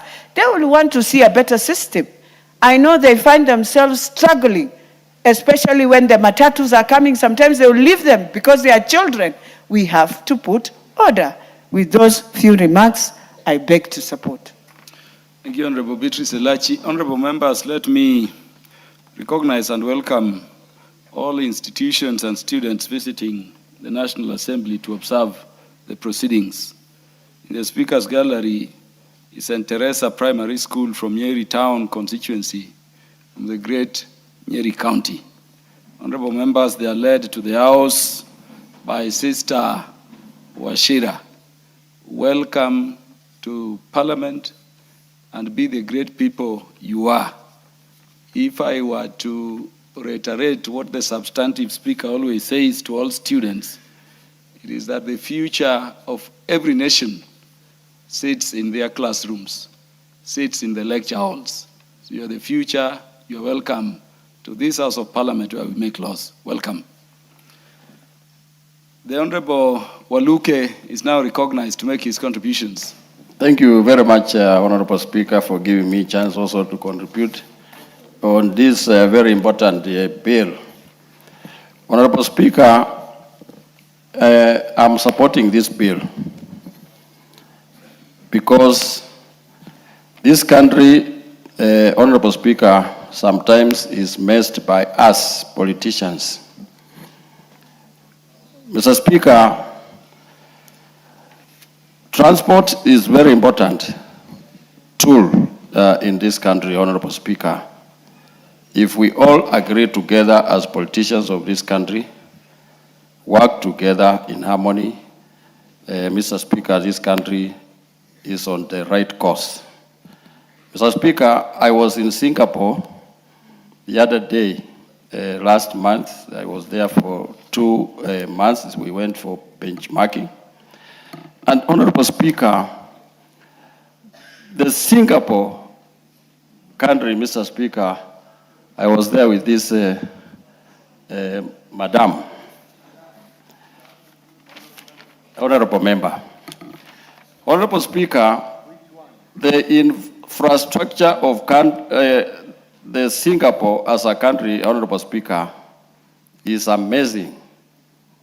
The roads, the transport sector, Honorable Speaker, and it is controlled, all controlled by the government of Singapore.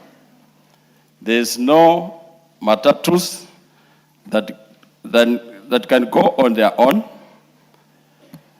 This country, Honorable Speaker, we need the president, our president, who has a vision for this country, Honorable Speaker, need to bring the SGR in every cities, the 4 cities that we have in this country, Honorable Speaker.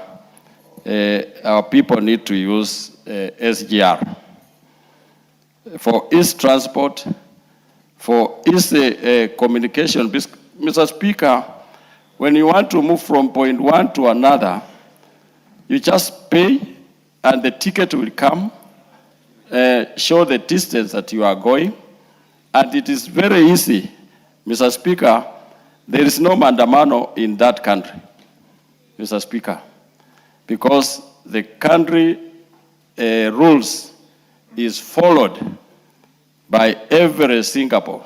There are only 6.3 million people, Mr. Speaker, and their budget is 13.6 trillion in Singapore, Mr. Speaker.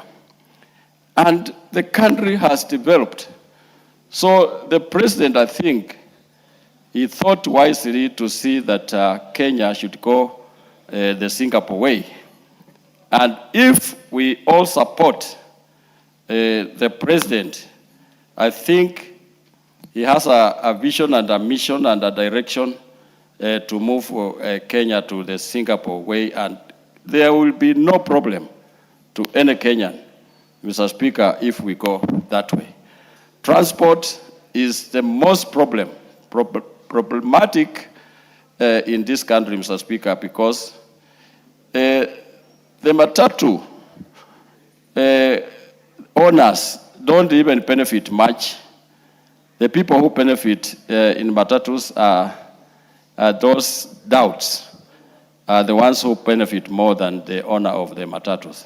So the government should come up with a way to see that it has a hand, like what Titmas has brought in this bill, Mr. Speaker. We support it. Point of order, Yanini. Yeah. Mr. Speaker, the country cannot go the way people do like this, Kina Mukunji want, even when somebody's, a colleague is speaking, they just want always to disturb. That is not the way this country, and I've said it, that the country must have respect. Even this house must have respect, Honorable Speaker. Honorable Mukunji. Thank you, Honorable. Honorable Mukunji. It is disorderly to constantly and persistently raise a point of order under the standing orders when the Speaker does not recognize you. Thank you, Honorable Speaker. Yeah, so Honorable Waluke will be heard in silence. Yes. And Honorable Mukunji, there is a way we stand on a point of order. He has been misbehaving, Honorable No, you know Speaker, the system all the here. time. I'm not recognized to you because I'm not seeing any intervention from you here. Yes. So, Honorable Speaker. Yes, Honorable John Waluke, proceed. Thank you, Honorable Speaker, for protecting me. As I've said, Honorable Speaker, that we need our country to be respected. Whether you are in opposition or you are in government, the government is government and this country is ours. And we need to respect our country. We need to respect the leadership, even if you are in opposition. And this is why we are going wrong, Honorable Speaker, in this country because of democracy. It is too much democracy, Mr. Speaker, and the opposition people think that they can control this country, which I believe are misuse. There's no misuse, and we are not going to allow that opposition will, I'm telling you, and you need to have respect. Some of you are just, let me hold it there. Thank you, Honorable Speaker.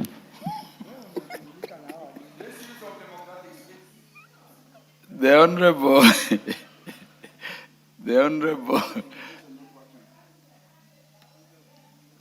you know, I want to go with the requests here. Honorable Harrison Kombe is recognized to make his contributions.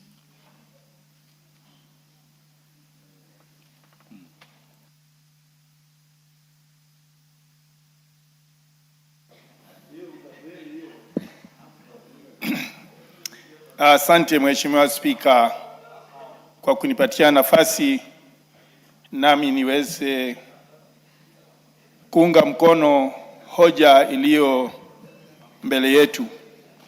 Mheshimiwa Spika, kwa hakika idara hii ya uchukuzi ni idara muhimu sana, na ni idara ambayo inastahili kuwa na kanuni zake ambazo zitaiwezesha kazi iweze kufanywa kwa njia mwafaka. Mheshimiwa Spika, Mheshimiwa Spika, kuna haja ya kuweka sheria ili kudhibiti sehemu hii ya bodaboda. Kitengo hiki cha bodaboda ni kitengo muhimu sana katika nchi yetu na kinastahili kudhibitiwa vilivyo, kwa sababu kukiwa na utovu wa nidhamu katika sekta hii utapata ya kwamba mambo hayaendi vizuri. Unashangaa ukiwa barabarani unapitiwa mbele kwa njia isiyostahili na driver wa bodaboda. Inakuwa ni tatizo, ukimgonga ni shida. Jiandae kabisa, gari itachomwa saa hiyo hiyo. Wanakuja kama nyuki. Lakini iwapo idara hii itadhibitiwa vilivyo kisheria, nafikiri hata hao wenyewe wana bodaboda wataweza kupata nafasi ya kufanya kazi vizuri, na pia wateja wao watakuwa wanawaheshimu. Ukizingatia hiyo sekta vile inavyoendeshwa nchini Rwanda, ingekuwa tunaweza kuiga mfano huo, basi nafikiri Kenya tungekuwa katika moja wapo ya zile nchi ambazo zinadhibiti kisheria idara hii ya bodaboda. Pia vile vile tukizingatia hata kwa upande wa matatu, zamani matatu zilikuwa zimejirekebisha, zafanya kazi vizuri, lakini tukirudi sasa msongamano umerudi ni ule ule. Hapa Nairobi kuna kundi la matatu ambalo linaweza kuamua kuzunguka huu mji na nderemo, vifijo, tarumbeta, mpaka unashindwa hii gari inafanya kazi ya kubeba abiria ama inafanya kazi ya wendazimu. Mheshimiwa Spika, kuna haja ya hizi sheria zikaweze kudhibitiwa, na wale ambao ni wa kuhakikisha hizi sheria zinafuatwa, hao askari pia nao wanastahili wapewe nafasi ya kufanya kazi yao vilivyo, maana punde tu matatu zile zenye kupiga matarumbeta hapa mjini zinaposhikwa, hata hazitafika station, zinawachiliwa kwa njia, kwa sababu simu zinatoka sehemu kubwa kubwa, na unaona tu wanawachiliwa na wanaendelea na hiyo hali yao ya utovu wa nidhamu. Mheshimiwa Spika, naunga mkono mswada huu iwapo tutaweza kuupitisha na uweze kutumika, basi tutakuwa tunadhibiti hiyo sekta ya uchukuzi na kila mmoja atafurahia. Asante Mheshimiwa Spika. Honorable Sabina Chege is recognized to make her contributions.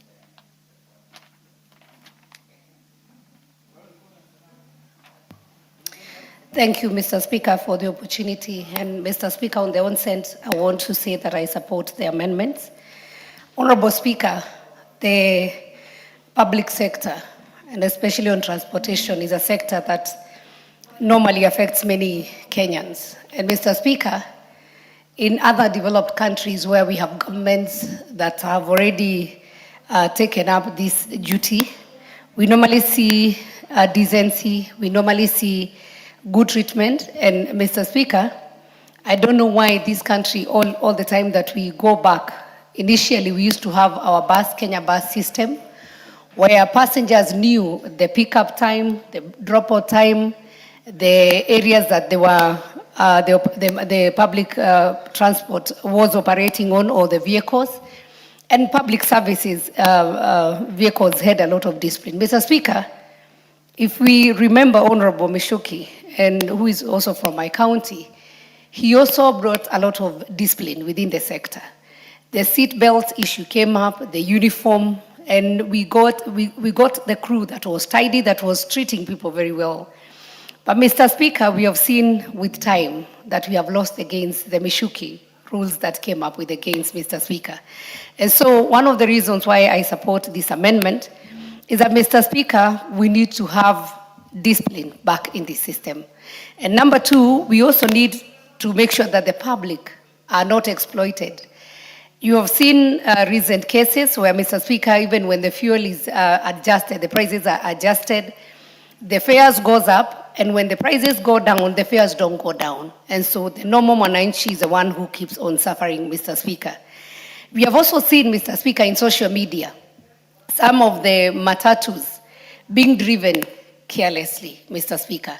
And we have seen them not even taking keen of the passengers that they carry. We have had accidents that can be avoided, Mr. Speaker. And especially, Mr. Speaker, coming week, we'll be closing our schools. Mr. Speaker, we have had some of these public services, vehicles, being conduits to sell drugs to the children. And some of them, Mr. Speaker, you also see how they are driven carelessly. Some of them, they go to the schools to pick their students, and so they hike the fares. And we know we have also very hard and harsh economic times. So this bill, I personally support it. And Mr. Speaker, I would say from the crew to the fare to the discipline, Mr. Speaker, and we should not, in today's age, have matatus where people are standing. Even for the general public, for anyone to enter matatu where the matatu is full, I think also this one also looks at the law enforcers. And Mr. Speaker, I am very sure once we put discipline in this industry, the issues of even the law enforcers, the 50 bob, the 100 bob that they normally give as a bribe, so that then they can be able to carry excess, Mr. Speaker, it's going to be a matter of past. So customer dignity is a must in public sector. And I wish, Mr. Speaker, that one day, one time, we can have a public service motor vehicles being ran professionally. I visited recently, I went to TZ, I saw they have gotten even their train and they are improving. They might catch up with us, Mr. Speaker. And so it is important that we as a house make sure that the customer dignity is looked at, the passengers are treated well, and Mr. Speaker, they're also not exploited, and especially on fares. So I stand and I support Mr. Speaker, and to say this is really the work that we should be doing in Parliament. I have heard a lot of people talking about goons, Mr. Speaker, and who use our boda young men, and then they call them goons, Mr. Speaker. All I want to say, if you are able to call those young men to come either to protect you or to come in your political rally, and tomorrow they will not have a place to go, they will turn against you. So it is a time bomb, Mr. Speaker, that we as leaders, we might joke about it, we might do the blame game, but at the end of the day, Mr. Speaker, even our brothers and some of our sisters who are in this border industry, Mr. Speaker, they also need to make sure that they follow the law and at the same time avoid, and especially now that we are coming to politics, avoid political exploitation, because we exploit them, use them. At the end of the day, some of them lose lives. And it was actually a shame, Mr. Speaker, that in our recent All Karau by-election, we got some of the young people who are called by a politician to go for a political meeting to disrupt. And when they suffered, the family were left with a bill, they were left with a sick child, and those politicians are nowhere to be seen, Mr. Speaker. And so I'll urge ourselves as the leaders that even when we have been given a chance to be in a leadership position, we should make sure that whatever we do, it's something that will not come to haunt us in the future. I support Mr. Speaker, and thank you very much. Honorable Patrick Makau, I hope you are not on a point of order on the dressing of the Honorable Sabina Chege, because it is very patriotic.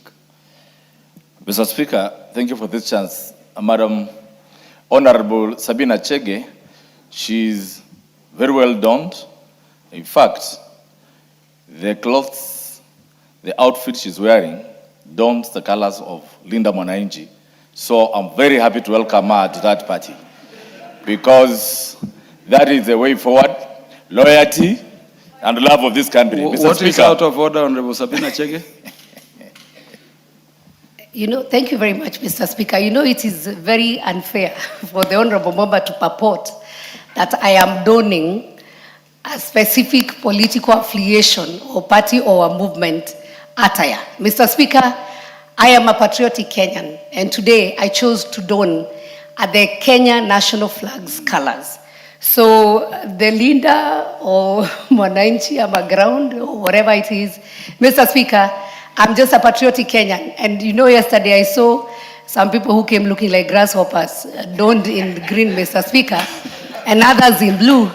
But Mr. Speaker, what I would like to say is this: let us all become patriotic. Let us love our country. Let us not mess this nation as leaders, because if people cannot see what we do in darkness, God in heaven sees what we do, Mr. Speaker. Thank you very much. Honorable Patrick Makau, the colors green, red, black with white strips are the colors of the flag of our nation, a mark of patriotism. Honorable Sabina Chege, let us know you are tailor.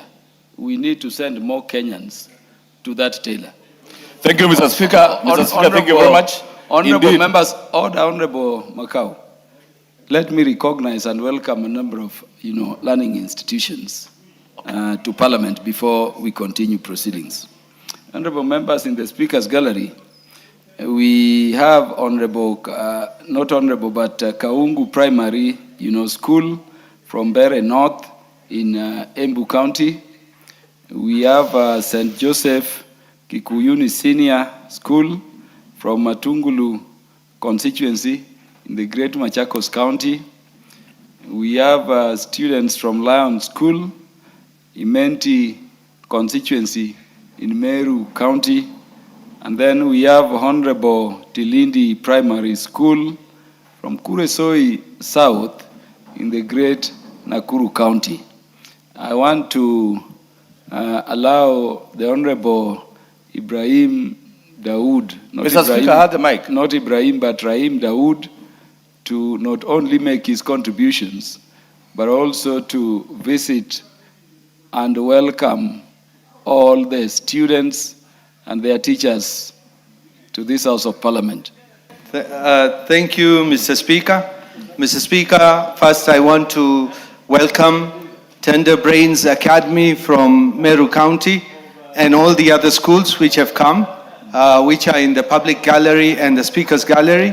Mr. Speaker, I'm congratulating Tender Brains Academy from Tigania West on behalf of Honorable Dr. Mutunga, who has just stepped out for another meeting. And Mr. Speaker, this school is all the way, it's a comprehensive school, it's an academy, and it's one of the highest performing schools in Tigania West. Mr. Speaker, they have performed very well over the years. Up to the last 2023, they had a 394 score in the final exams. Mr. Speaker, to the students who have come today, my advice to them is to look up that they will be in where we are today, where we are standing today, and they should work hard, listen to their teachers, and from there build up on what the education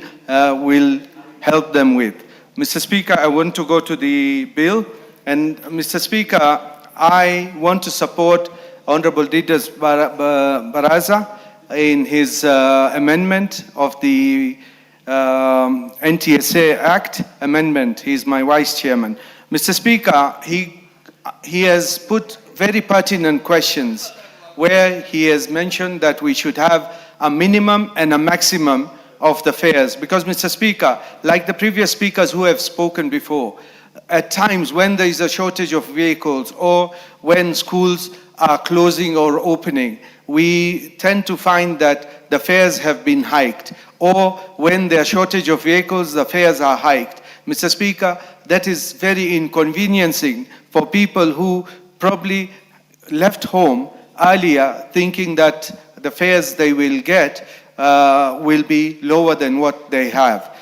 But, Mr. Speaker, the other thing is we need what we used to have, like Kenya bus service, or what we have in the Western countries. They have a timetable, Mr. Speaker.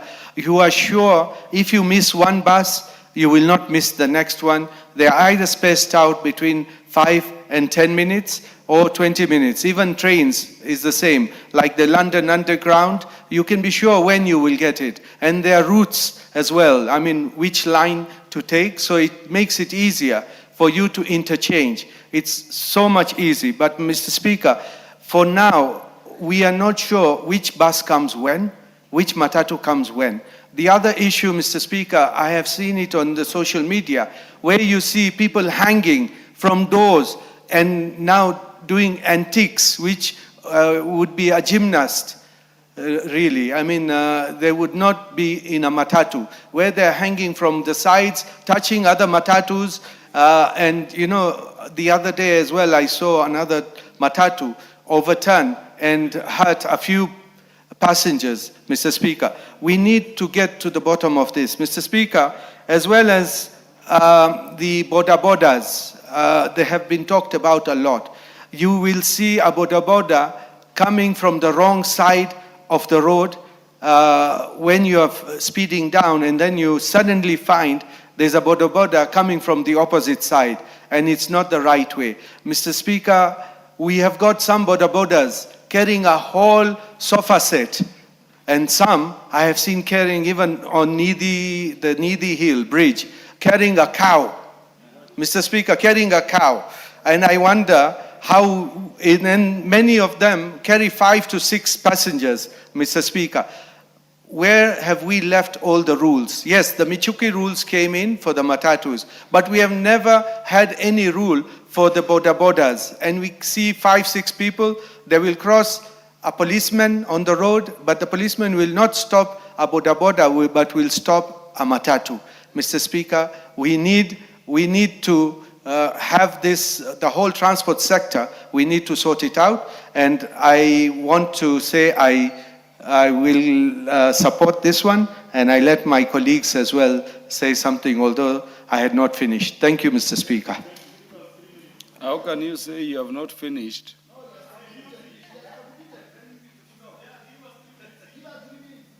how much you speak is never controlled by fellow members. I've not stopped you. Yes, so the Honorable Joshua Kimilu is recognized to make his contributions. Thank you, Mr. Speaker. Mr. Speaker, I want to say that thank you for the opportunity giving me to contribute on this amendment, Mr. Speaker. And Mr. Speaker, because of time, I want just to use a few minutes and give my brother Karoli, my senior, to say something. Mr. Speaker, this bill, when I went through the bill, I saw that this bill... Joshua Kimilu, don't take the role of the Speaker. Thank you. Make your contributions and then... I start guided, Mr. Speaker. Mr. Speaker, when I went through this bill, there are a lot to be done on the bill, for the bill to go through, Mr. Speaker, because the regulations, Mr. Speaker, on the NTSA need to be well checked, Mr. Speaker. Mr. Speaker, I cannot see how a government can talk of transport and they are not investing in the transport itself, Mr. Speaker.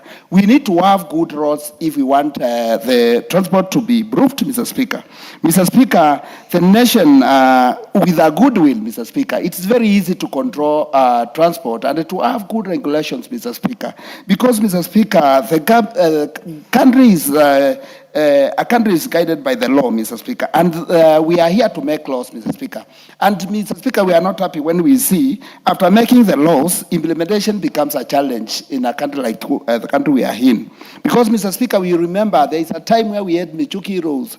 Mr. Speaker, during Michuki time, there was an order in transport, Mr. Speaker, but when Michuki went, that was the end of the rules, Mr. Speaker. So, Mr. Speaker, when we talk of making laws which can govern NTSA, Mr. Speaker, we also need to be serious and also we need to put everything in order, Mr. Speaker. But with the current government, the government preparing goons, the government killing young people, Mr. Speaker, I don't know whether that government can... Honorable Joshua Kimilu. You are part of the government. You are a member of parliament, the first term of government. Can you be relevant and keep to the bill?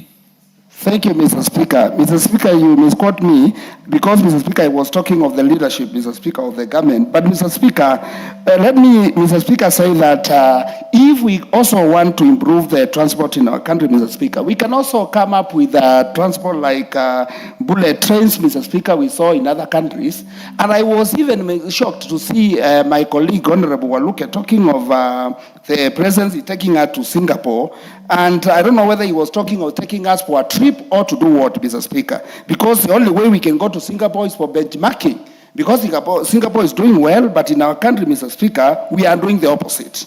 Most of the leadership in our country, we talk a lot, but we do very little, Mr. Speaker. Mr. Speaker, the challenge we have in our country, you cannot say that you control the transport and you are hiking the fuel day after the other, Mr. Speaker.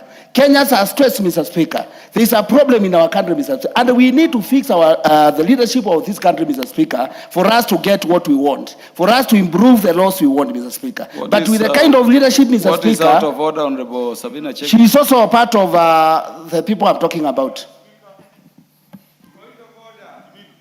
Mr. Speaker, Honorable Joshua before Kimilu, I conclude, order, Honorable Joshua Kimilu, the Honorable Sabina Chege is on a point of order. You'll take your seat. I've guillotined time for you, don't worry.